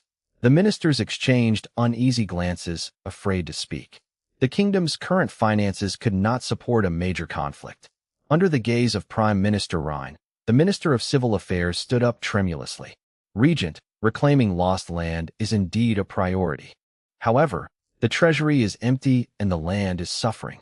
Large-scale mobilization would be." Federico interrupted, preempting their fears. "The Western Border Army will lead the campaign, and the West will cover the majority of the costs.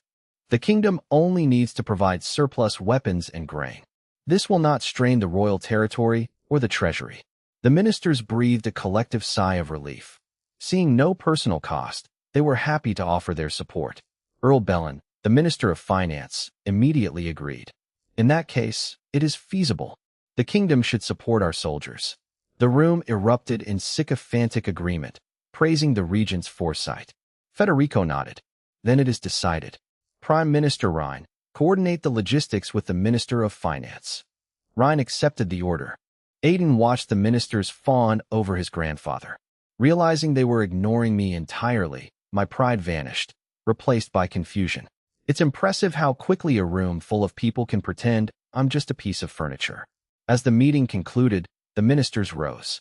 They bowed to both the regent and the dazed king. As they exited, Prime Minister Rhine lingered to whisper to Federico, "The trial by combat against Khans Montauban is this afternoon at the old arena. Do not worry, I will not fight him." Federico thanked him, and Rhine departed with a final blessing. The hall emptied, leaving only Aiden and Federico. Aiden had remained silent since his opening remark. I sat like a hollow puppet in the massive chair. Federico sighed and approached me. "Aiden, look up. A king must never show weakness." The words triggered me, and I looked up with eyes full of rage and hurt. "I am the king. I do what I want. You can't control me." Federico, uncharacteristically angered, raised his voice with unprecedented severity. "A true king earns respect. A king who must constantly assert his status only proves his own weakness. Aiden, this is cowardice." Stung, my pent-up fear and pressure exploded into tears. "You don't think I'm a real king. You think my sister, Lynn, should be on the throne." I slid to the floor, sobbing uncontrollably. Federico watched with a complex expression. He glared at the terrified court attendants hiding in the corners. The attendants fell to their knees. "We heard nothing. We saw nothing," they swore. "Get out," Federico commanded. They scrambled away, leaving the two alone. Federico softened, realizing he had been too harsh on the grieving, insecure child. He knelt down to meet my eye level. "No, Aiden. You are the king, the heir chosen by August. You are young and need to learn. I will find you the best teachers to make you a great monarch. Until then, I will clear the path for you. I will handle anyone who threatens you or the kingdom. He reached out to touch my head, but hesitated and pulled his hand back. He sighed and walked away, leaving me sobbing alone in the hall. Federico ordered the attendants outside. Take care of the king. If I hear a word of what happened today, we will be silent, Regent, they promised, rushing inside. Later that afternoon, Federico dined with a hulking man in ancestral armor. The man carried a blood-red greatsword and radiated a fierce, martial aura. This was Earl Boss, the Cinderblade Knight, renowned for his loyalty. Boss, Federico said, setting down his glass. This afternoon, I rely on you. Earl Boss stood straight, struck his chest, and roared his affirmation. Duke, do not worry. Whether it is that old fox Cons Montalban or his champion, I will end them within 3 moves. My tone was filled with absolute confidence, which is easy to maintain when you're the one holding the giant sword. Federico opened his mouth to speak, but was interrupted. A guard outside announced, Duke, the carriage is ready. Federico nodded and stood up, followed closely by Earl Boss. They boarded the golden carriage bearing the LaRoche family crest, escorted by guards toward the outskirts of Orlandia.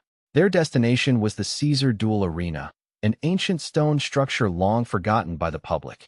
It was once the site for resolving noble disputes and proving honor. Years of neglect had left it abandoned, rarely visited by anyone. Today, however, it buzzed with life due to an unprecedented trial by combat. 2 titans of the kingdom, a former prime minister and the current regent, were to face off. They would duel to the death to determine who was the true regicide. This was a historic scandal. Crowds of commoners and minor nobles filled the dilapidated stands, whispering, I heard Marquis Cons prepared the finest armor and sword. What good is that? He's too old to stand a chance against Earl Boss.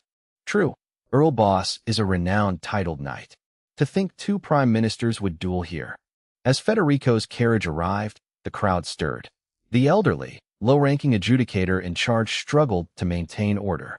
Spotting the golden lion crest, he rushed forward with surprising speed. Trembling with excitement, he approached as Federico and Earl Boss stepped out. The crowd surged forward to see the regent, but was held back by the guards' icy glares. Regent, they cried.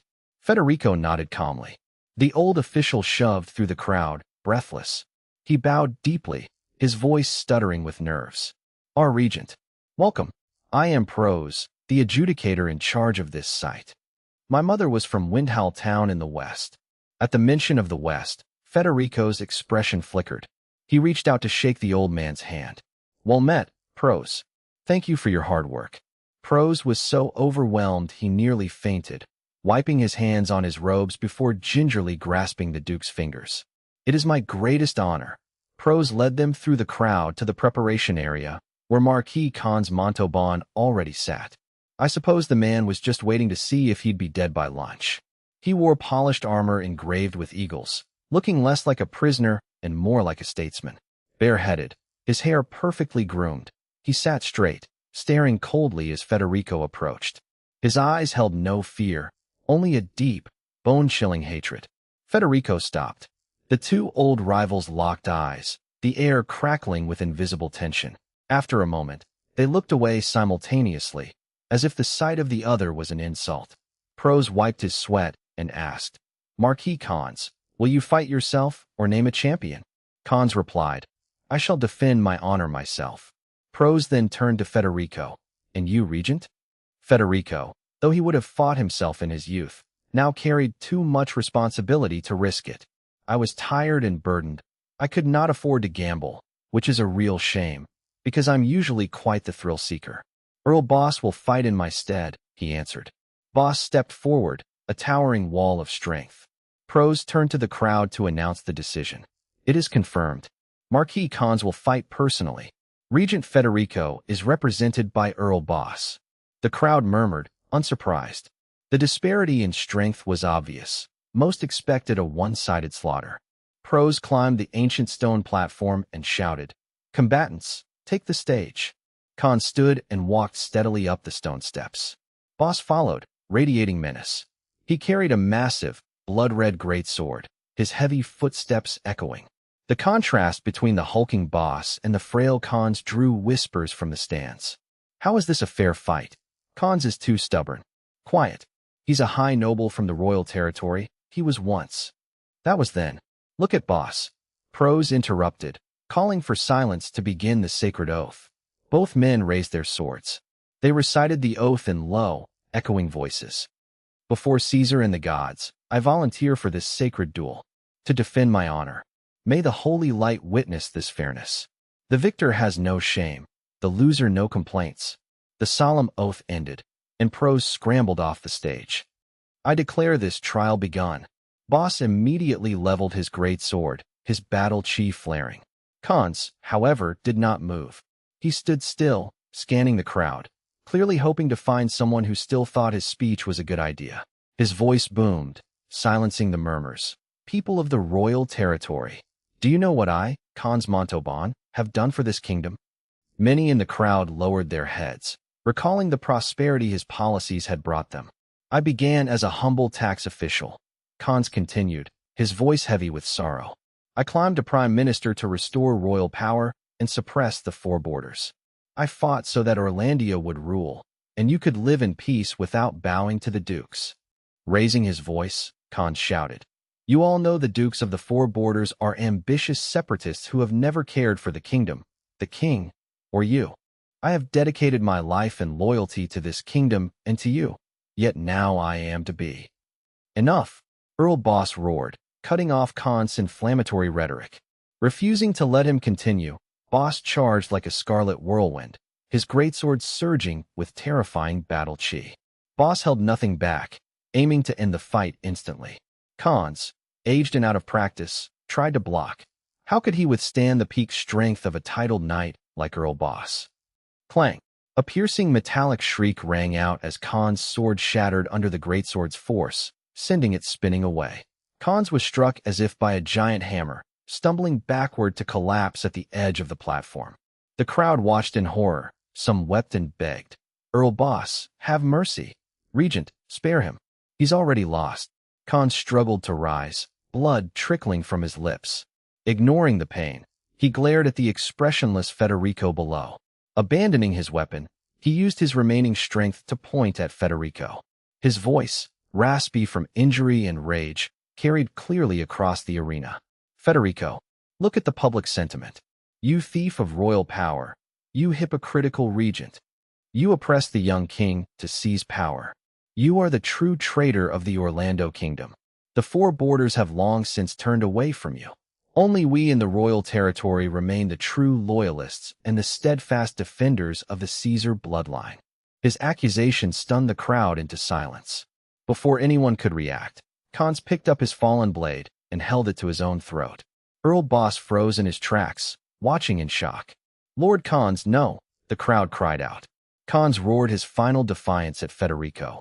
Federico, I'll be waiting for you in hell. He pulled the blade across his neck. Blood sprayed as his life faded. He convulsed once and collapsed onto the stone platform with a heavy thud. His dying gaze fixed on a hooded figure in the crowd. Was that Kane? Is it an illusion? Seeing his beloved grandson, Khans smiled as he passed away. In the crowd, the hooded Kane bit his lip until it bled, his nails digging into his palms. Tears blurred his vision, but his eyes remained fixed on Federico like poisoned daggers. He made a silent, desperate vow. Federico, this blood feud is irreconcilable. I, Kane Montauban, swear to make you and the LaRoche family pay. Pros, recovering from the shock of the accusation and suicide, turned pale and weak-kneed. He climbed back onto the platform, trembling as he looked at Khan's smiling corpse. Swallowing hard, he announced, the trial by combat is concluded.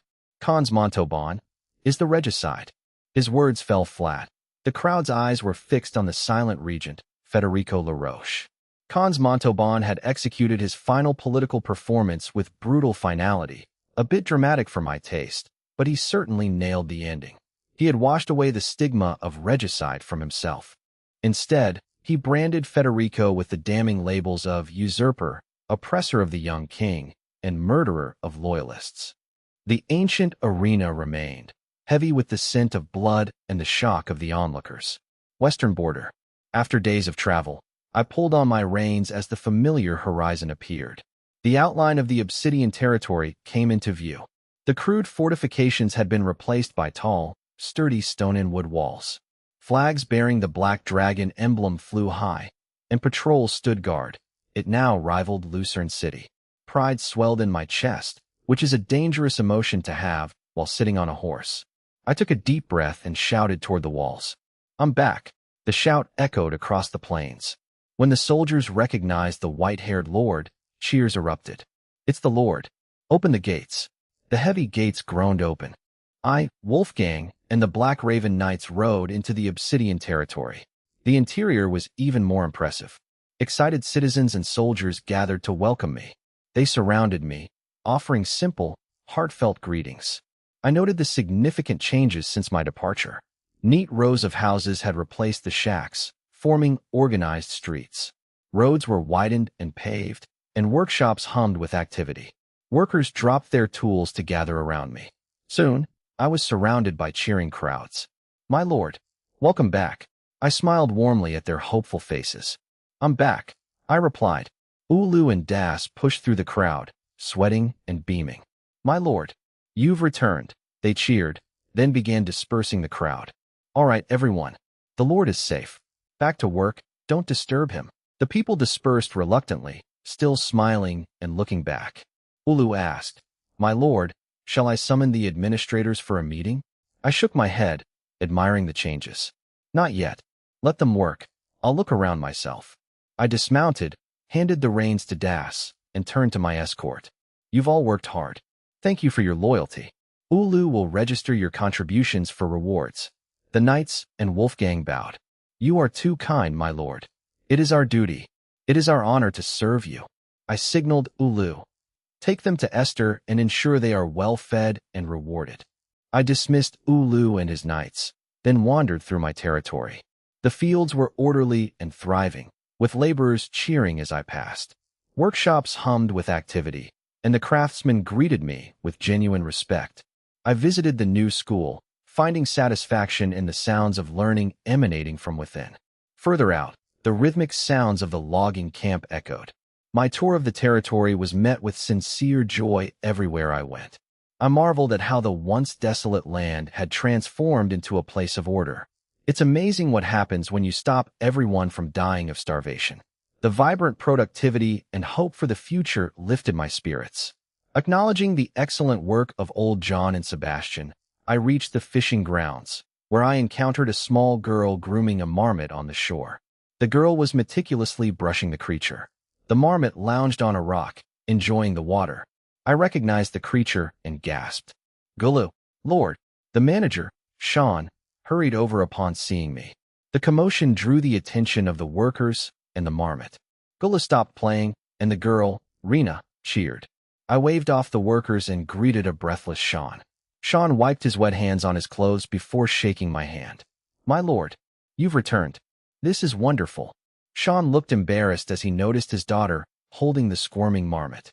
Sean introduced his daughter, Rena, and the marmot. I laughed, confirming I knew the creature, and patted Rena's head before asking Gulu why it was there. Rena whispered that Gulu often came to play. Gulu broke free from her arms. It climbed up my leg and settled on my shoulder, patting its chest proudly. "Humph." Gulu looked smug. "Ignorant human. I am researching how to use these fish to create the world's best grilled fish." Sean nervously explained that Sebastian had ordered them to treat Gulu as an honored guest. It was clear that managing the demanding, talking marmot was a headache for Sean, though honestly, I've had worse co-workers. I nodded, dismissed the workers, and asked Gulu if it had been causing trouble. Gulu bristled. "I am wise and beloved. I was just helping that old man Sean watch his child. Look how much she likes me." I twitched, then asked about Queen Irene. Gulu's mood instantly deflated. "The princess is exhausted. She's been sleeping in the sanctuary and won't wake up. I got bored, so I came here." Gulu glared at me, asserting that this was the princess's territory and therefore its own. I grew concerned about Irene's condition but humored the marmot, inviting it to eat. Gulu's eyes lit up. "Food? Where?" Let's go. After a lively lunch with Gulu, I tried to send the marmot away, but it blocked my path. Hey, human lord, don't run off. You must come with me to see the princess. She's been asleep for ages. You need to report your work. I found the creature's bossiness amusing yet frustrating. Apparently, I'm now taking performance reviews from a rodent. I agreed to visit after finishing my administrative duties. Satisfied, Gulu hopped away toward the fishing grounds. I ordered my attendants to gather the department heads for a meeting in half an hour, then entered the renovated council hall. The walls were now paneled and varnished. The benches had been replaced with more comfortable chairs. 2 new banners hung behind the main seat. They bore the Pendragon family crest, the Black Dragon. The staff arrived, greeting me with warmth and respect. Old John, Hardy, Esther, Leon, Ika, Scholar Alva, and Ulu were present. I noticed Master Glenn and Buck were missing. I asked Leon about Master Glenn. Leon looked uneasy. Master Glenn is in the workshop, fully focused on a project. I didn't dare disturb his inspiration. Scholar Alva laughed, offering to pass on the message later. He listens to me, at least. I understood and comforted Leon. You did well. I'll visit him myself later. I then asked about Buck. Ika stood up, looking serious. A few days ago, we received an urgent request from Brandon in Lucerne City. Their patrols were attacked by unidentified armed forces. They feared it was a precursor to a larger assault. Buck took 200 elite soldiers and some Black Raven Knights to reinforce them. I frowned. It was likely remnants of the Federation. Ika added that they had received a letter from Buck the day before. The letter reported that the bandit raid was a minor incident and had been successfully repelled. Captain Buck is finalizing defenses and will soon return to Obsidian territory. I nodded, dismissing the thought of the attack. Understood. Buck handled it well. Though Ika sounded casual, I was alarmed. The Federation's remnants were stirring. I turned to my subordinates with a smile, mostly to hide the fact that I was already mentally drafting a contingency plan. During my absence, your efforts have driven Obsidian territory's remarkable growth. You all deserve credit. The tension in the room vanished, replaced by pride and relief. You are too kind, my lord, they chorused. It is thanks to your solid foundation that we could execute the plans, one added. Indeed, your guidance made all the difference. I laughed, waving off the flattery. Enough with the pleasantries. Report your progress. Old John, start with construction. John stood, energetic despite his age. The main city walls are now nearly 8 meters high. They are thicker and stronger, with work ongoing. With no new influx of slaves, I've prioritized housing. We are upgrading collective shacks into sturdy wood or stone houses. The residents are highly motivated, and progress is smooth. We have also paved and widened the main roads. And we've renovated the Lord's castle, including the council hall and warehouses. I nodded approvingly. Excellent work, old John. John grinned and credited his team. It was thanks to Esther's logistics, Leon's tools, and the cooperation of the slave overseers. Hardy, in charge of agriculture and water, stood next. He detailed the expanded farmland, crop rotation, new irrigation canals, and fishery operations. Yields had increased significantly. I praised him, then turned to Esther, the diligent steward. Esther reported on the reserves of grain, salt, iron, and cloth. Supplies were stable for months. Leon reported on the mines and workshops, while Ika updated on intelligence and patrols. I praised everyone, promising rewards based on their contributions. I then paused. It's amazing how much work gets done when I'm not around to accidentally break things. There is one more matter regarding our future development. I wanted to discuss it today, but since Captain Buck is away, we shall wait for his return. Any other questions? Old John hesitated before standing. My lord, where is Lady Lynn Aurora? Why didn't she return with you? The others echoed the question, suddenly realizing her absence. I decided to reveal part of the truth to my core team.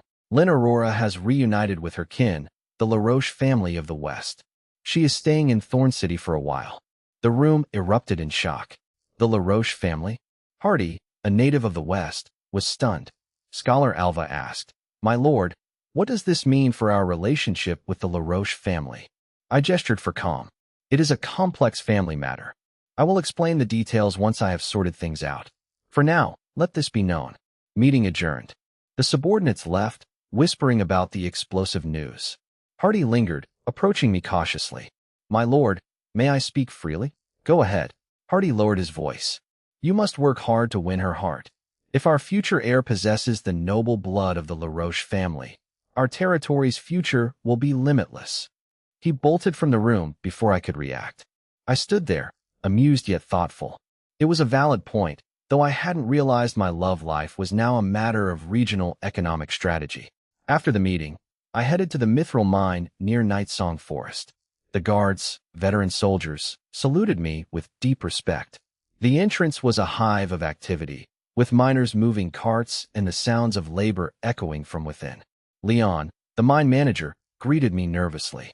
My lord, you've arrived at the right time. Master Glenn has just finished forging and is resting.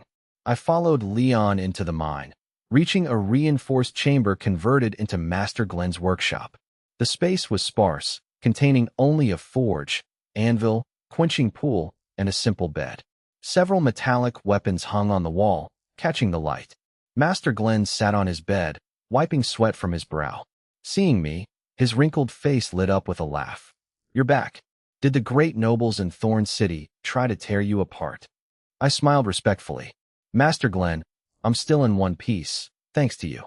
I'm here to check on the mithril mining and see your latest creations. Glenn laughed and pointed to the pile of silver gray ore. Don't worry, kid. With Glenn Pal in charge, production is steady and quality is high. As requested, our elite soldiers are now equipped with mithril-infused weapons. They are sharper and tougher, easily cutting through standard iron armor. He looked proudly at the weapons on the wall. I've been itching to forge something, so I used raw mithril to craft a few high-purity masterpieces, Master Glenn said. Of course, they can't compare to this silver sword I poured my heart into for you. I looked at the wall, where a sleek longsword, a shimmering spear, a fierce broad-bladed saber, and a greatsword hung. Each glowed with the cold luster of mithril. Intrigued, I stepped forward to inspect them. The spear and longsword, in particular, impressed me with their design and faint energy fluctuations. Master Glenn, your craftsmanship is truly peerless. How about you let me take this sword and spear? Glenn laughed heartily instead of showing reluctance. Good lad, you've got an eye for quality. A true smith's work is meant to be used, not left to rust on a wall. Take them. He waved dismissively, then pointed to the massive greatsword. But that big one stays. It's made from my best remaining material, reserved for your father, Marquis Leon Black. He saved my life, so I'm returning the favor. I felt a surge of warmth. Glenn was as thoughtful as he was gruff.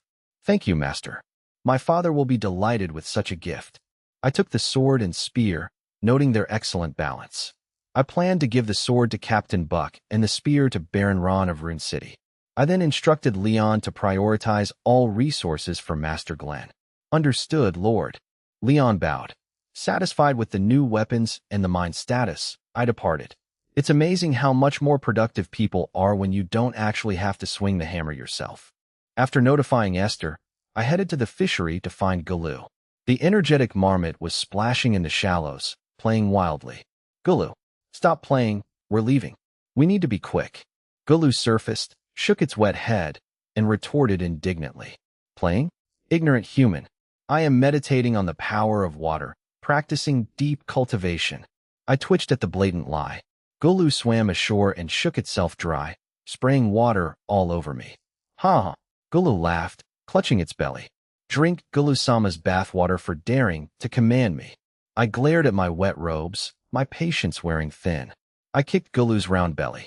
Wah! Gulu shrieked, splashing back into the river. When it crawled back out, it was much more obedient.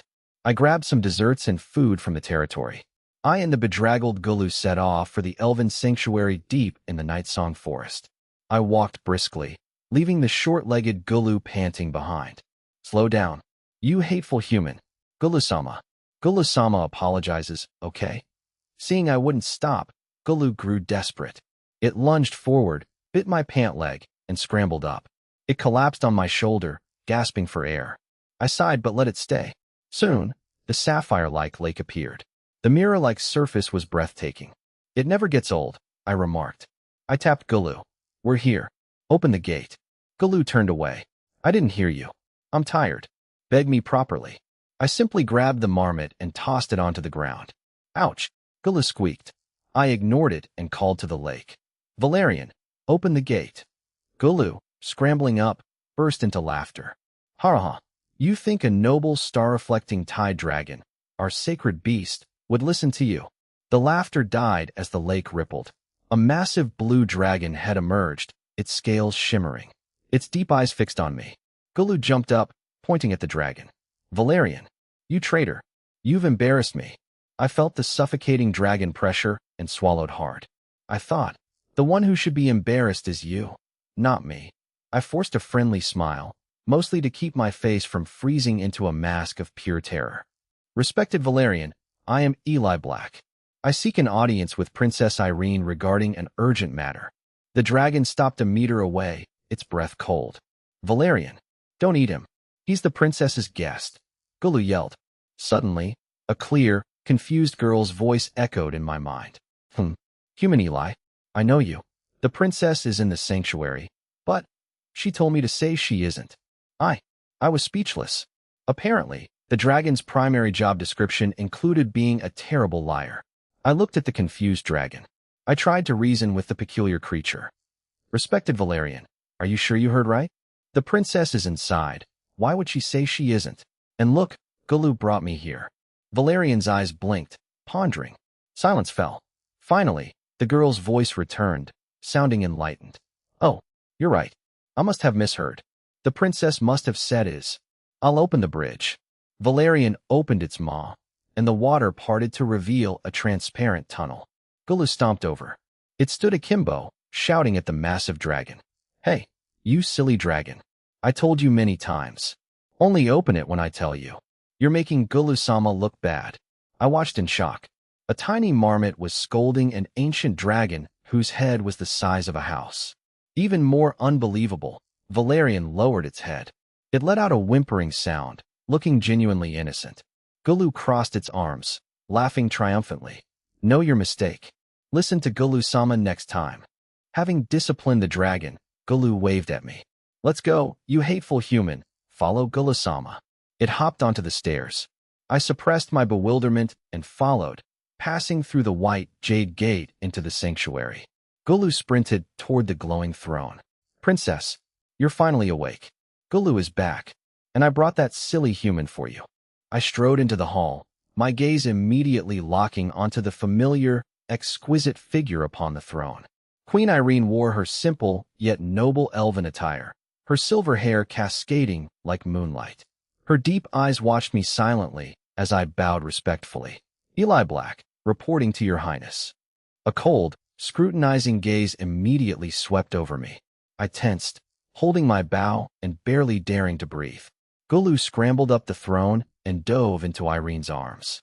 The creature nuzzled her, immediately launching into a list of my grievances. Your Highness, this human is despicable. He dared to order the great Gulu around, and even kicked my noble stomach. Punish him. Turn him into a frog. My mouth twitched in frustration. It was just a light tap, and I had even brought snacks. Irene stroked Gulu's fur. She placed the squirming creature on her lap, her eyes fixed on me.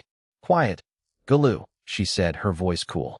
You left the Obsidian territory recently? I straightened up, relieved. Yes, your highness. I was summoned by Lucius LaRoche of the western border to Thorn City. I returned today and came immediately to report after handling my duties. Thorn City. Irene frowned slightly. The LaRoche family? My heart sank. I had forgotten the deep-seated blood feud between the elves and the LaRoche family. I scrambled to explain. Yes, your highness. That treacherous LaRoche family used their authority to force me to Thorn. I was powerless to refuse and had to play along. Irene watched me, her eyes flashing with an inscrutable light. She let out a playful, cold laugh. It was the kind of sound that usually precedes an execution. Oh, merely unable to refuse? Then why do you reek of another elf? I was stunned, struck as if by lightning. The scent of an elf? I hadn't encountered any others besides Irene and Gulu. I searched my memory in vain. Gulu, feeling Irene's grip tighten, winced under the heavy affection. Hearing Irene, Gulu jumped onto the armrest, eyes wide. What? Another elf? Where? Are they as cute as the great Gulu? I felt dizzy. Your Highness, I swear on my life, I have never encountered any other elf. If I carry such a scent, it must be the blessing of your own radiance. Irene seemed slightly flustered by the flattery, though she quickly regained her composure. I said it is there, and my senses do not fail. I groaned inwardly at her irritability, which was apparently as sharp as her nose. Perhaps I picked it up in a corner of Thorn City from some hermit? But I assure you, I am loyal only to you. Irene's expression softened at my renewed vow of loyalty, and she let the matter drop. Galoo pondered, scratching its head. Your Highness, could the scent be from the west? Long ago, some of our kin left due to disagreements. They crossed the Set Desert to find a new home. Could it be their descendants? My heart skipped a beat. Crossing the desert to the Western Federation? Were there really elven branches there? Irene nodded thoughtfully. It is possible, given the lost records. Satisfied, Galoo forgot the topic and patted its empty stomach. Your Highness, you must be hungry. We brought the best snacks from the Obsidian territory. I picked them out myself. I quickly unwrapped the pastries and offered them respectfully. Irene's gaze shifted to Galoo. A faint smile touched her lips. Galoo, didn't you say your grilled fish was exceptional? Galoo blinked, confused. But seeing her meaningful look, it realized. The princess wanted its cooking. It puffed out its chest. Yes, you know me so well. I have been perfecting my water-style grilling technique. It's better than ever. I, seeing a chance to improve the mood, volunteered. Your Highness, I am also quite skilled. May I assist? Galoo bristled, pointing a claw at me. Hey, human, are you trying to challenge the great Galoo to a cooking contest? I never expected a formal report to turn into a cooking competition. I suppose it's a step up from being executed, but only slightly. Even more shocking was the unexpected prize at stake. Irene looked at the eager Galoo with a flicker of interest. She waved her hand, causing the space to ripple. A giant egg, covered in faint, complex patterns, appeared between them. The winner of this contest shall receive this dragon egg. My breath hitched, my mind reeling at the words dragon egg. A legendary dragon egg meant unparalleled power and glory, the ultimate prize for any ambitious lord. Unlike my excitement, Galoo curled its lip in disdain. Your Highness, the magic tide has long receded. The ambient magic isn't enough to hatch a dragon. Isn't this just a fancy rock? The magic tide had receded? Dragons couldn't hatch? Galoo's whisper dampened my fervor. I noted the critical information, though my gaze remained locked on the egg. Even if it couldn't hatch, a dragon egg was an invaluable treasure. Irene seemed momentarily lost in thought at Galoo's remark.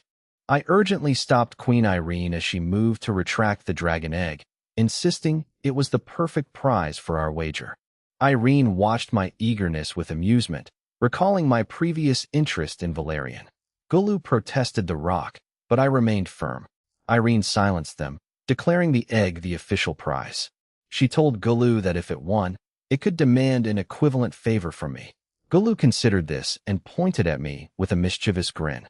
If I win, you must let me ride on your neck around the Obsidian territory. 3 times.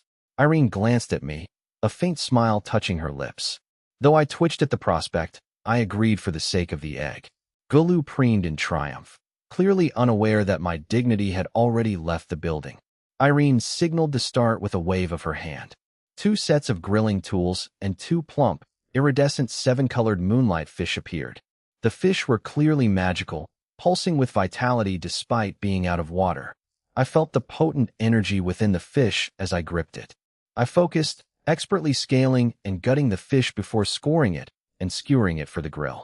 As I began to roast mine, Galoo proved equally adept. The mouse donned a tiny apron, handling its fish with surprising skill. Ignorant human, behold my supreme grilling technique, fused with the balance of water elements. Galoo boasted. Soon, the aroma of roasting fish filled the air. I frowned. The scent was incredibly pure even without seasoning.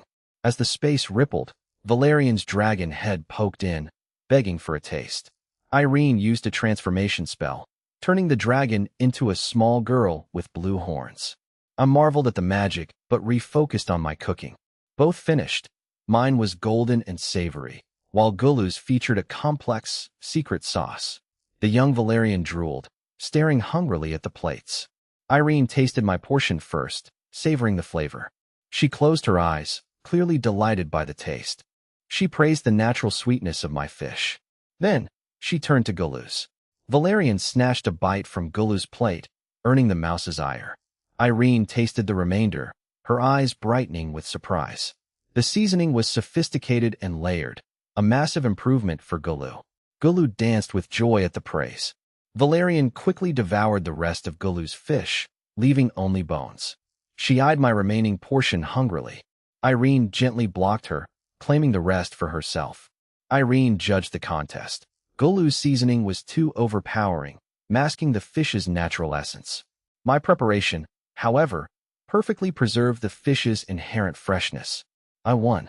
I was ecstatic, while Gulu sulked, eventually admitting my fish was slightly better. Irene sat silently, seemingly ignoring me, which is a great way to make a victory feel like a social failure. Time passed, and I stood awkwardly, unsure if I should leave. I decided to approach the egg myself. Valerian looked up from her fish bones. Eli, it's storming outside. It's dangerous to carry that egg out now. I listened, finally hearing the thunder and rain against the lake. Gulu burped, satisfied. It's late and raining, Gulu suggested. Let him stay the night. There are plenty of rooms. Irene hesitated, her gaze lingering on me. She sensed the storm and agreed. That night, I tossed and turned on a cold stone bed. Memories of Irene kept me awake. Nearby, Irene lay on a white jade bed, equally restless. She felt troubled and agitated. I went to get water and ran into Irene in the corridor. They locked eyes in the dim light, both struck by sudden awkwardness. They silently turned away and retreated to their rooms. Irene hid under her covers, her eyes wide in the dark. It was a long night for both. Morning arrived with a ticklish sensation. I woke to find Gulu jumping on my chest. Wake up, lazy human. The sun is up. I sighed and sat up, lifting the mouse. Apparently, my chest is a trampoline now. Light filtered through the window. I'm leaving now, Gulu. Gulu squirmed, insisting on coming along because it was bored of waiting for the sleeping queen. I refused, citing the potential dangers in my territory. Gulu scoffed, claiming its senses were far superior to any humans. I reluctantly agreed to let Gulu accompany me, provided the creature behaved. Gulu chirped happily and perched on my shoulder. I tidied my clothes and carefully lifted the massive dragon egg from the corner of the room. The egg felt cold and heavy in my hands as I took a deep breath. I left the underwater sanctuary, crossing the water bridge back to the shore. As I prepared to head toward Obsidian territory, the lake's surface suddenly erupted. Valerian's massive blue head emerged, watching me and the egg with curiosity. Human Eli, Valerian's voice echoed in my mind. Do you need a lift? Carrying that egg is exhausting. My heart raced. A ride from a dragon? I accepted with eager gratitude. However, Valerian added, I cannot leave Night Song Forest, so I can only take you to the edge. I agreed instantly. Valerian took flight, circling gracefully before landing nearby. The dragon landed, creating a gentle breeze. Valerian lowered its back for me. Gulu grumbled jealously, but I hushed it, clutching the egg and mounting the dragon's broad back. With a powerful beat of its wings, Valerian soared into the blue sky. Below, the forest shrank into a green ocean, with distant mountains coming into view. The sensation of soaring on a dragon was breathtaking. Valerian flew at incredible speeds. My hair whipped in the wind, and I shouted in exhilaration, releasing my pent-up stress. Gulu buried its head in my clothes, squeaking in terror. Slow down. You're going to drop us, you clumsy dragon. Gulu shrieked. They reached the edge of Night Song Forest in moments. Suddenly, Valerian rolled in midair. Goodbye, Eli and Gulu. I lost my grip, and I, the egg, and Gulu plummeted toward the ground. Apparently, goodbye was just a polite way of saying, I'm bored with you now. Just before impact, a giant water bubble enveloped them, cushioning the fall. I landed safely, though shaken. After catching my breath and securing the egg, I set off for Obsidian territory. My return to Obsidian territory with the giant egg drew curious stares from the villagers. Ignoring them, I headed straight for the castle. I locked the egg in a secure storage room near my bedroom. Captain Buck arrived shortly after to report. The knight stared at the massive egg in confusion. My lord, what beast is this from? I've never seen anything like it. I dismissed it, claiming I found it in the forest and thought it was a rare beast egg. I quickly changed the subject, inviting Buck to my study. I asked about the recent support mission to Lucerne City. Buck reported that the bandits were defeated, but noted something strange about them. They used unique, ring-shaped weapons with razor-sharp edges. Buck had never seen such weapons in the kingdom, leading them to suspect the Federation. The style of the weapons strongly pointed toward the Federation. I sighed, then informed Buck that Sir Lucius had ordered me to participate in the campaign to reclaim the western border. Buck was skeptical, questioning if their current forces were sufficient for such a large-scale operation. I clarified that the main force would be the Western legions under Marquis Marcus. I and Baron Ron of Runestone City were tasked with the southern front, targeting Kyle City and Emerald City. Their role was primarily support and containment. Buck relaxed, realizing the opportunity this presented. Buck mentioned the rumors of Prince Aiden's coronation as Aiden I, with Duke Federico serving as regent. I confirmed the news. Buck noted that the transition of power had been surprisingly smooth. He suspected that my father and the nobility had firmly backed Duke Federico. I prompted him to continue. Buck analyzed that Marquis Leon's long-standing control over the Royal Capital Guard was key. Even after being replaced by Marquis Toscana, Leon's influence remained. Apparently, old habits and loyal guards die hard. Without Leon's tacit support, Federico could not have stabilized the capital so quickly. Buck smiled knowingly. He suggested that Mai and Lynn Aurora's status played a role, concluding that this was good for Obsidian territory. I chuckled, surprised by Buck's insight. It's always unsettling when the help starts thinking for themselves. I praised Buck's understanding of political maneuvers. Buck humbly brushed it off. He claimed he had merely learned the basics while serving under Marquis Leon. He sighed, reflecting on the complexity of court life. As they spoke, I accessed my information system. A purple alert flashed in my mind. Purple information. The Federation remnants occupying Storm City have gathered their elite forces, planning a surprise assault on Thorn City to turn the tide and rescue a high-ranking captive. I stood up abruptly, my face pale. "What is it, my lord?" Buck asked, startled by the sudden reaction. "Something major has happened, Captain Buck." I stood up abruptly, my face grim. Seeing my distress, Buck felt a jolt of alarm. Having served me for a long time, he knew his young lord rarely lost his composure. He stood silently, waiting for me to collect my thoughts. I paced the study, filled with self-reproach. I cursed my negligence. My information system had previously reported that the Federation forces in Storm City were aware of the Orlando Kingdom's internal turmoil and had issued a mobilization order. I had dismissed it as mere defensive posturing, never suspecting they would dare such a gamble. They were targeting Thorn City, the heart of the West. I forced myself to think. The timing was perfect, as the kingdom's focus was entirely on the royal capital. Marquis Marcus and the Western nobility were currently at the royal capital for the Great Assembly. Sir Lucius, while capable, was preoccupied. His focus was entirely on logistics, supplies, and strategic planning for the upcoming counteroffensive. Thorn City's defenses were likely at a cyclical low due to this distraction. No one expected the remnants of the Federation, supposedly broken, to launch a desperate, all-out assault. This audacity was their greatest tactical advantage. I frowned deeply. The most terrifying question remained. How did they obtain such precise, timely intelligence regarding the royal capital's shift and the West's military plans? I sighed, my expression heavy. I turned to Buck. "Our entire plan is in jeopardy." Buck finally asked, "What happened, my lord?" I looked out at the bustling Obsidian territory and lowered my voice. Sebastian informed me that the Federation remnants in Storm City intend to launch a surprise attack on Thorn City. Even Buck gasped in disbelief. "They dare?" Thorn City is the LaRoche family's fortress of 1,000 years. It is the perfect time for them, I insisted. If they succeed, even briefly, the consequences would be catastrophic. Buck's face turned pale as he realized the implications. An attack on Thorn City would trigger a massive earthquake across the kingdom.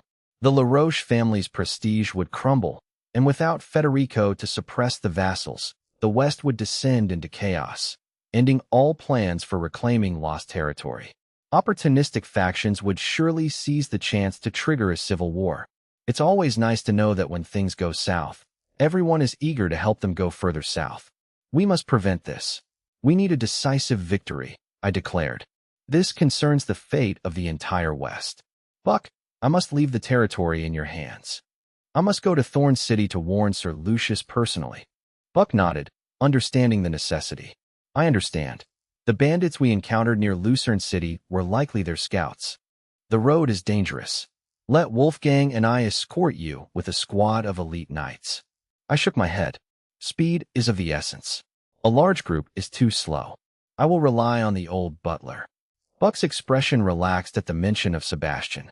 If Lord Sebastian is assisting, your safety is assured. Buck had always found the butler's power a mystery. I ordered, Buck, hold an emergency meeting, secure Obsidian territory and Lucerne City, and alert Brandon to enter high alert. Prepare for the worst. I took a deep breath. If Thorn City falls or the Federation attacks us directly, I authorize you to abandon Lucerne City. Consolidate all resources into Obsidian territory to preserve our foundation. Buck struck his chest firmly. Understood, my lord. I will defend our home with my life. Buck left immediately to carry out his orders. I hurried to Sebastian's room and knocked urgently. The door opened to reveal the butler, calm as ever, sipping tea. My lord, please enter. What has caused such haste? I stepped inside. No time for details. Get me to Thorn City as fast as possible. Use that method you used in the Night Song Forest. Sebastian calmly sipped his tea. Very well.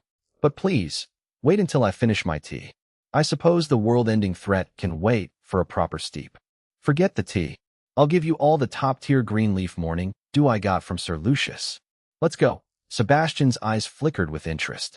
He set down his cup, calculating. The shadow stealth technique has limits. Direct travel to Thorn City is too far and energy-intensive. We must ride toward Thorn City first.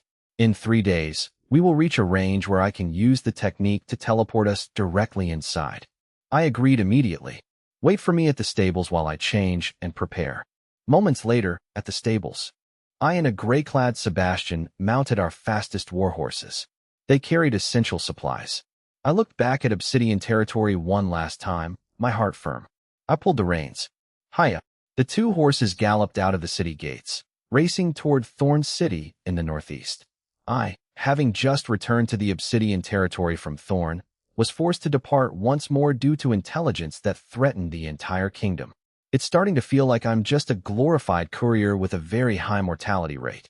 During the grueling journey, I briefed Sebastian on the Federation's potential plan to assemble elite forces for a surprise attack on Thorn City. Sebastian listened silently, his expression hidden beneath his hood. Once I finished, Sebastian simply nodded and replied in his usual steady tone, "This servant understands." There were no unnecessary words or signs of anxiety. This absolute composure provided me with a strange sense of stability amidst my mounting urgency. By the 3rd night, the relentless pace had pushed us to our limits. Even their finest warhorses were exhausted, panting heavily in the cold air. Seeking cover behind a small hill, Sebastian dismounted and patted his horse. "My lord, we have arrived. Please come closer." I obeyed, and Sebastian closed his eyes, forming a mysterious hand seal. He began to chant in an ancient, obscure language that seemed to echo from a distant realm. Shadows wandering the seams of reality, hear my call. Use the darkness as a vessel and intent as a rudder to traverse the boundaries of space. As he chanted, the surrounding night seemed to come alive. A tide of living darkness surged from all directions, swallowing us whole. Light and sound vanished. I felt as though I were plummeting into a void. I gained a new appreciation for the mysterious power my butler possessed. "Open!" Sebastian uttered the final syllable, and a powerful force enveloped me. The world spun as we hurtled through a river of pure darkness at impossible speeds. Time blurred until, in a flash, blinding light forced me to open my eyes. As my vision cleared, the sight before me left me stunned. The majestic La Roche fortress was bathed in the golden light of dawn. We had arrived at the heart of Thorn City in an instant. Sebastian gently set me down.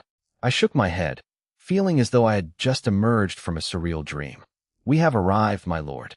Sebastian's voice remained calm, though I noticed the old butler's hands trembling slightly and his face appearing unusually pale. It's comforting to know that even magical teleportation has a high probability of causing motion sickness. Yes, we're here, I replied, steadying myself. We approached the fortress gates, where guards immediately leveled their spears. Halt! Who goes there? A squad leader recognized my distinctive white hair. His expression shifted, and he stopped his men. Stand down. This is Baron Pendragon, a guest of Sir Lucius. The leader bowed, confused. My lord, didn't you leave Thorn days ago? The situation is critical, I said. I must see Sir Lucius immediately. Seeing my grave expression, the leader did not hesitate. My lord, no need for an announcement. Sir Lucius ordered that you be granted entry at any time. I felt a surge of gratitude as we were ushered inside. We were led through the familiar corridors to Sir Lucius's study. The guard bowed and departed. I knocked firmly. Sir Lucius, it's me. Something terrible has happened. After a moment, Lucius's surprised voice replied, Enter. Lucius sat behind his desk, surrounded by documents. He looked at the travel-worn me with confusion.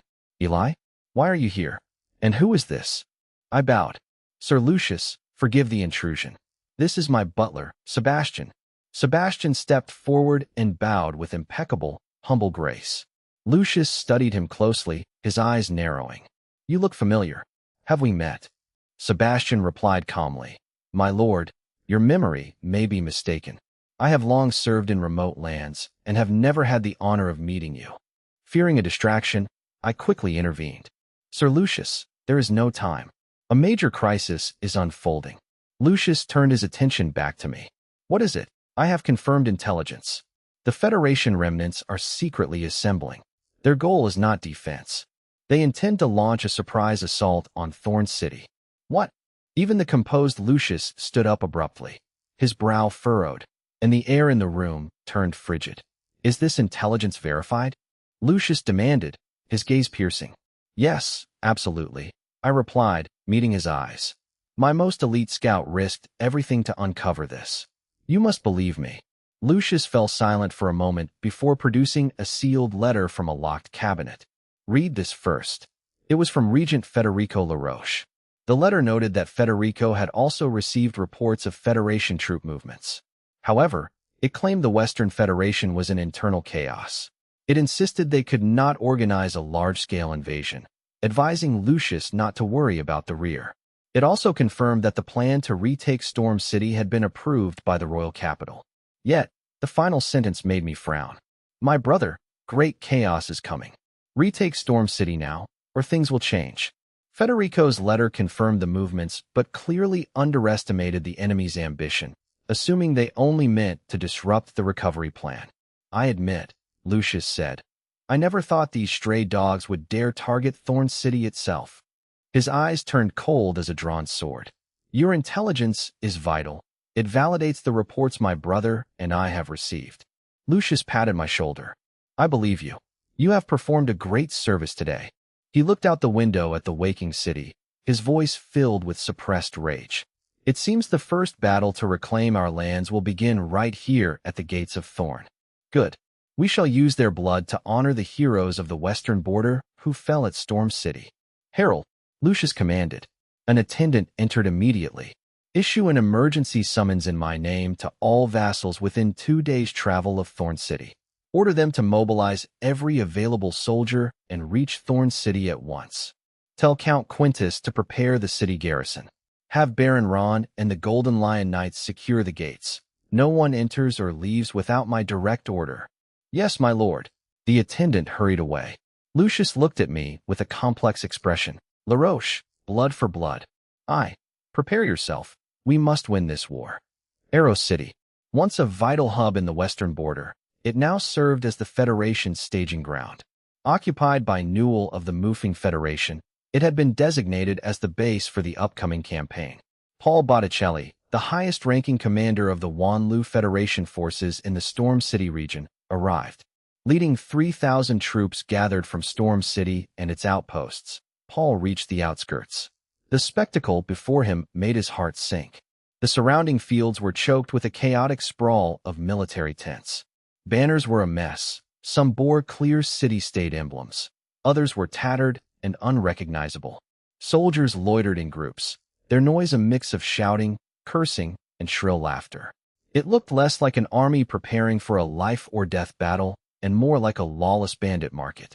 I've seen more tactical coordination at a suburban garage sale. Suppressing his disgust, Paul ordered his adjutant to lead the main force to their designated camp. He entered the city with a small elite guard.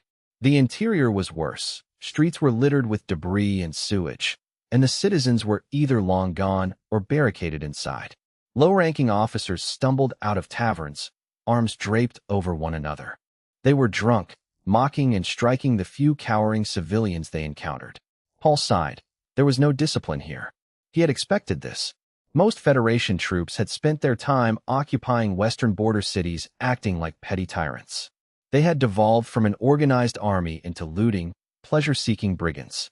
Even in Storm City, where he had exerted great effort to maintain order, he could barely curb the rot, only managing to keep his core troops combat-ready. Could this rabble, despite their numbers, truly be fractured and undisciplined, conquer the impregnable fortress of Thorn City? Paul was deeply doubtful. He knew their previous victory at Storm City had relied on internal betrayal and outside help. This time, there were no insiders. They faced a well-defended fortress with home field advantage. But he had no choice. The Federation was in chaos, and retreat was impossible. This window of power transition was their only and final opportunity.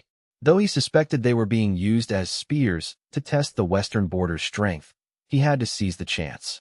It was a desperate gamble. If they could take, or even severely shake Thorn City, it would trigger a catastrophic chain reaction within the Orlando Kingdom. With a child monarch, a regent duke, and ambitious rivals, the kingdom might collapse from within. Then, the Western Federation, driven by shared interests, might set aside their differences to unite and conquer this wealthy land. Paul's eyes hardened.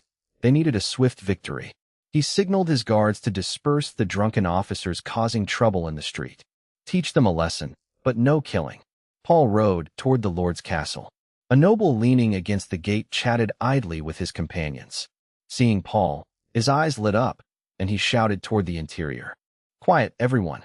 Our great leader, Lord Paul Botticelli, has finally arrived. The noise inside died down.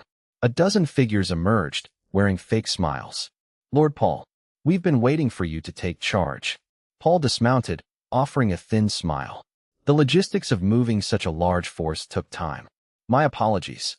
Newell, the host, a middle-aged man with shifty eyes, stepped forward. Of course. Your responsibilities are heavy. Please, come in. Everyone is waiting for your command.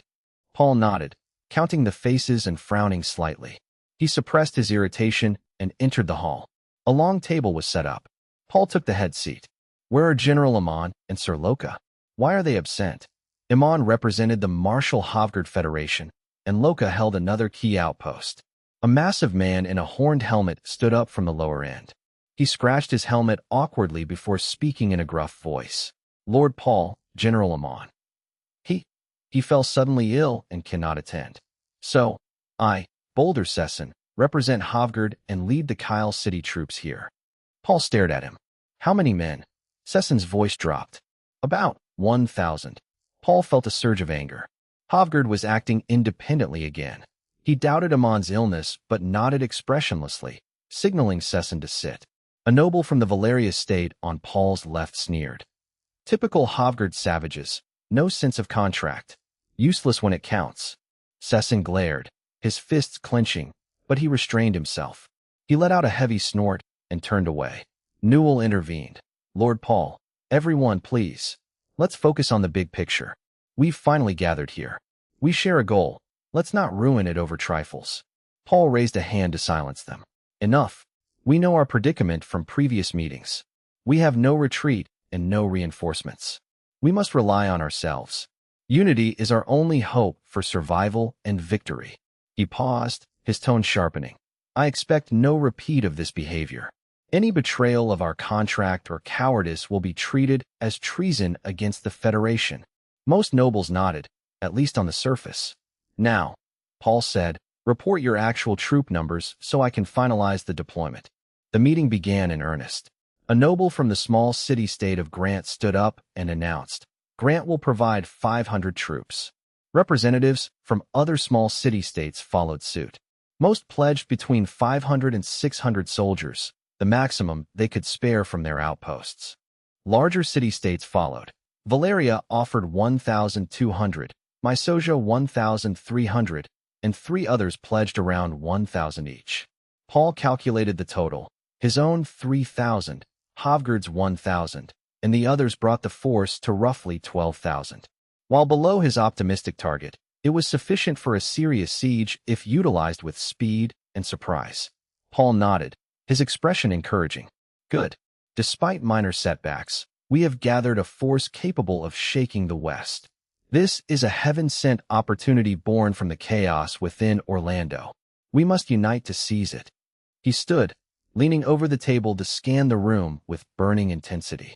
"I promise that after Thorn City falls, all wealth, supplies, and even the population. I suppose it's nice to know exactly how much I'm worth to these people, even if the answer is not much. Will be distributed strictly according to each state's troop contribution. Wanlu will not take a single extra share." This sparked the greed and enthusiasm of the gathered nobles. "Well said, Lord Paul. We've taken Storm City before. What's Thorn? The Westerners are weak." The hall erupted in ambitious laughter, treating Thorn City as already conquered. Paul sneered internally at his profit-driven allies and raised a hand to silence them. "Save the excitement for the victory banquet. We must discuss the siege plan and assignments immediately. The plan: we march at dawn tomorrow. Target: Thorn City." "Yes, Lord Paul." The crowd roared in unison, fueled by greed and war fever. 2 days passed, marking Thorn City's transition from peace to wartime footing. The atmosphere grew tense. Patrols doubled, their movements hurried and heavy. Markets remained open, but the merchants' cries were muted. Citizens instinctively sensed the danger and rushed to stockpile essentials. An invisible, oppressive weight hung in the air, the hallmark of an impending battle. During these 2 days, the LaRoche vassals received the emergency summons. They arrived from surrounding fiefs with their finest troops, flowing into the designated camps like streams into a river. The sounds of war, neighing horses, clashing armor, and shouting officers, replaced the city's usual bustle. After settling their troops, the vassals hurried to the seat of power, LaRoche Fortress. They needed to meet Sir Lucius to understand the situation and receive orders. Over a dozen nobles waited at the fortress gates. Unbeknownst to them, Lucius was at a heavily guarded military camp in the suburbs, reviewing a map of Thorn with Count Quintus, and Baron Ron. Quintus pointed to the city's 6 gates. "It's always comforting to see people so eager to wait in the wrong place. The main gate, Lion Gate, has the thickest walls and a perfect barbican. It is impenetrable. The Federation rabble is unlikely to attempt a frontal assault there." He pointed to the Riverside Gate. "It's bordered by a tributary of the White Water River, which limits troop deployment and prevents heavy siege equipment from approaching." He moved to the next. "The Forest Gate is surrounded by uneven, wooded terrain, making it difficult for the attackers to maneuver. That leaves the Iron, Kings, and Dragon Gates. The terrain there is flat and open, ideal for staging. In my experience, these will be their primary targets." Predicting the enemy's main thrust allowed for targeted defense. It prevented the waste of limited forces across too many fronts. Lucius nodded, acknowledging the tactical advantage. "Count Quintus is correct. The Iron, Kings, and Dragon Gates are our priorities." He paused, deep in thought. "Count, what is our current standing garrison?" Quintus replied, "We have about 5,000 regular soldiers currently in the city. The lords responding to your summons are arriving now. While the Duke took the main western force, we still have reinforcements. With the vassals' troops and local mercenaries, we can muster nearly 10,000 defenders." Lucius repeated the number, then turned to me. "Eli, does your intelligence indicate the size of the coalition army?" I shook my head apologetically. "I apologize, Lord Lucius. I could not confirm their exact numbers. My intelligence hadn't provided such granular military statistics." Lucius wasn't surprised. Intelligence was rarely perfect, and my crystal ball was currently in the shop. "No matter. If they dare target Thorn, they likely have at least 10,000 men. Baron Ron, standing nearby, offered his thoughts. Lord Lucius, have no fear. Even if they match our numbers, they are a tired force from a long march. We hold the walls and wait for them to exhaust themselves. We will win. A messenger interrupted from outside the tent. Lord Lucius, Count Hanad, Count Punch, and others have arrived at the fortress and request an immediate council. Lucius nodded, then turned to Quintus. Count, since the vassals have arrived, let us return to La Roche Fortress to coordinate our defense. Yes, Lord Lucius. The group departed the camp, racing back to the city on horseback. Upon reaching the fortress, they found over a dozen Western nobles gathered. Their attire varied, but their family crests displayed their long lineages and status in the West. The chatter ceased as Lucius appeared. They rushed forward, voices laced with anxiety. Sir Lucius, has something happened? Is this emergency summons due to the royal capital? One count asked, fearing the worst. Lucius scanned his vassals calmly. Follow me, everyone. Sensing the gravity of his tone, they suppressed their questions and followed him into a grand council chamber. The room was shadowed by a high dome, with portraits of past La Roche members watching from the walls. The nobles took their seats by rank. Count Hanad, a veteran known for his martial prowess, stood up impatiently. Lord Lucius, why have you summoned us so urgently? Has something happened to the Duke at the royal capital? This was everyone's greatest fear. If Federico fell, the West would face an unprecedented crisis. It's comforting to know that even nobles can agree on something, provided that something is impending doom. Lucius didn't answer directly, instead signaling to Count Quintus. Quintus stood up. My lords, please be quiet. A major crisis has occurred. We have confirmed intelligence that the Federation remnants gathered near Storm City have secretly mobilized. They intend to storm Thorn City. The room erupted in shock. Is this true, Count Quintus? The Duke and 3 Marquises are at the royal capital, and the others are too far to reinforce us. Quintus's words left the council chamber in a state of stunned silence. Disbelief and panic rippled through the nobles. The news was far beyond their expectations. They couldn't fathom the Federation attacking the West's strongest fortress. Enough! Lucius's voice cut through the noise. Lucius stood, his gaze sweeping the room. The war of vengeance has begun early. We have no retreat. Behind Thorn City lies your lands, your families, and your foundations. There is only one requirement for this battle, he stated firmly. Victory. His words hit the nobles like a hammer. A heavy sense of duty replaced their shock. Yes, Lord Lucius, they pledged in unison, setting aside internal grievances to defend their home. Count Punch, a close ally of the La Roche family, stood up. Lord Lucius, we have brought nearly 4,000 elite soldiers. We await your command. Agreed. Let them never return. The others echoed, their fighting spirit ignited. Despite their varying motives, they were now united under Lucius's authority. Lucius noted their resolve with a cold glint in his eyes. Very well. Let us assign battle stations. At the end of the table, I and Ron sat quietly. As a new baron and a young relative of Marquis Marcus, we lacked the status of the veteran lords. We were sidelined in this high-level military meeting, which was honestly a relief since I didn't have to pretend to care about their tax disputes. I remained calm, ignoring the dismissive glances of the older nobles. Ron, however, bit his lip, desperate for respect. We exchanged a look, sharing a silent understanding. We knew this war was a reckoning for Lucius and the West. For us, it was a chance to prove our worth and enter the stage of power. Orders were issued clearly. Count Quintus, Lucius commanded. Take 2,500 men to defend the Dragon Gate. Baron Pendragon, Baron Ron. I and Ron stood immediately. You two will assist Count Quintus. Secure the Dragon Gate. Yes, Lord Lucius. Lucius turned to the veteran Count Hanad. I trust your valor. You shall also have 2,500 men. Viscount Will and Viscountess Catherine. You will assist Count Hanad at the Iron Gate. The trio accepted their orders with a firm salute.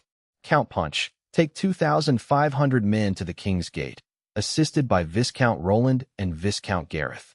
Other nobles were assigned to the smaller Forest and Riverside gates. I will hold the Lion Gate with the remaining forces, Lucius concluded. He then turned to an elderly, stooped count at the end of the table. Count Habii, Lucius said, his tone softening. Your loyalty is remembered. Internal order is vital. I charge you with recruiting mercenaries and wandering knights to form a patrol squad. Maintain order and suppress any unrest. We cannot afford internal failure. Count Habii stood shakily. Yes, Lord Lucius. I shall not fail. Lucius scanned the room. The orders are clear. Proceed to your designated sectors. If you lack the required troops, report to me for a requisition order to draw from the suburban camp. Remember, we must win. There is no other choice. If anyone defies orders or deserts, the fate of Count Aldous awaits you. Meeting adjourned. The mention of the disgraced Aldous family sent a chill through the room. For the Golden Lion LaRoche, they shouted. They rushed to collect their orders. Soon, only Lucius, Quintus, Habii, I, and Ron remained. Habii struggled to rise, presumably waiting for his joints to finish their negotiations. Lucius stepped forward to assist the loyal elder. Your loyalty is admirable, Count Habii, Lucius said. Quintus teased the old man affectionately. Old Habii, why are you here yourself instead of sending your kin? I stepped forward to help steady the aging count. Habii offered me a grateful, weary smile. Lord Lucius, Quintus, I will be honest. My greatest regret was not following the Duke to the capital years ago. So I had to come. But I am old and lack the energy for recruitment. May I ask for these two young barons to assist me? Once the patrol is formed, they will return to the Dragon Gate. Lucius studied Habii's sincere eyes. The request was reasonable and offered the youths a chance to prove themselves. Very well. Lucius made his decision. I, Ron, assist Count Habii with the recruitment and reorganization.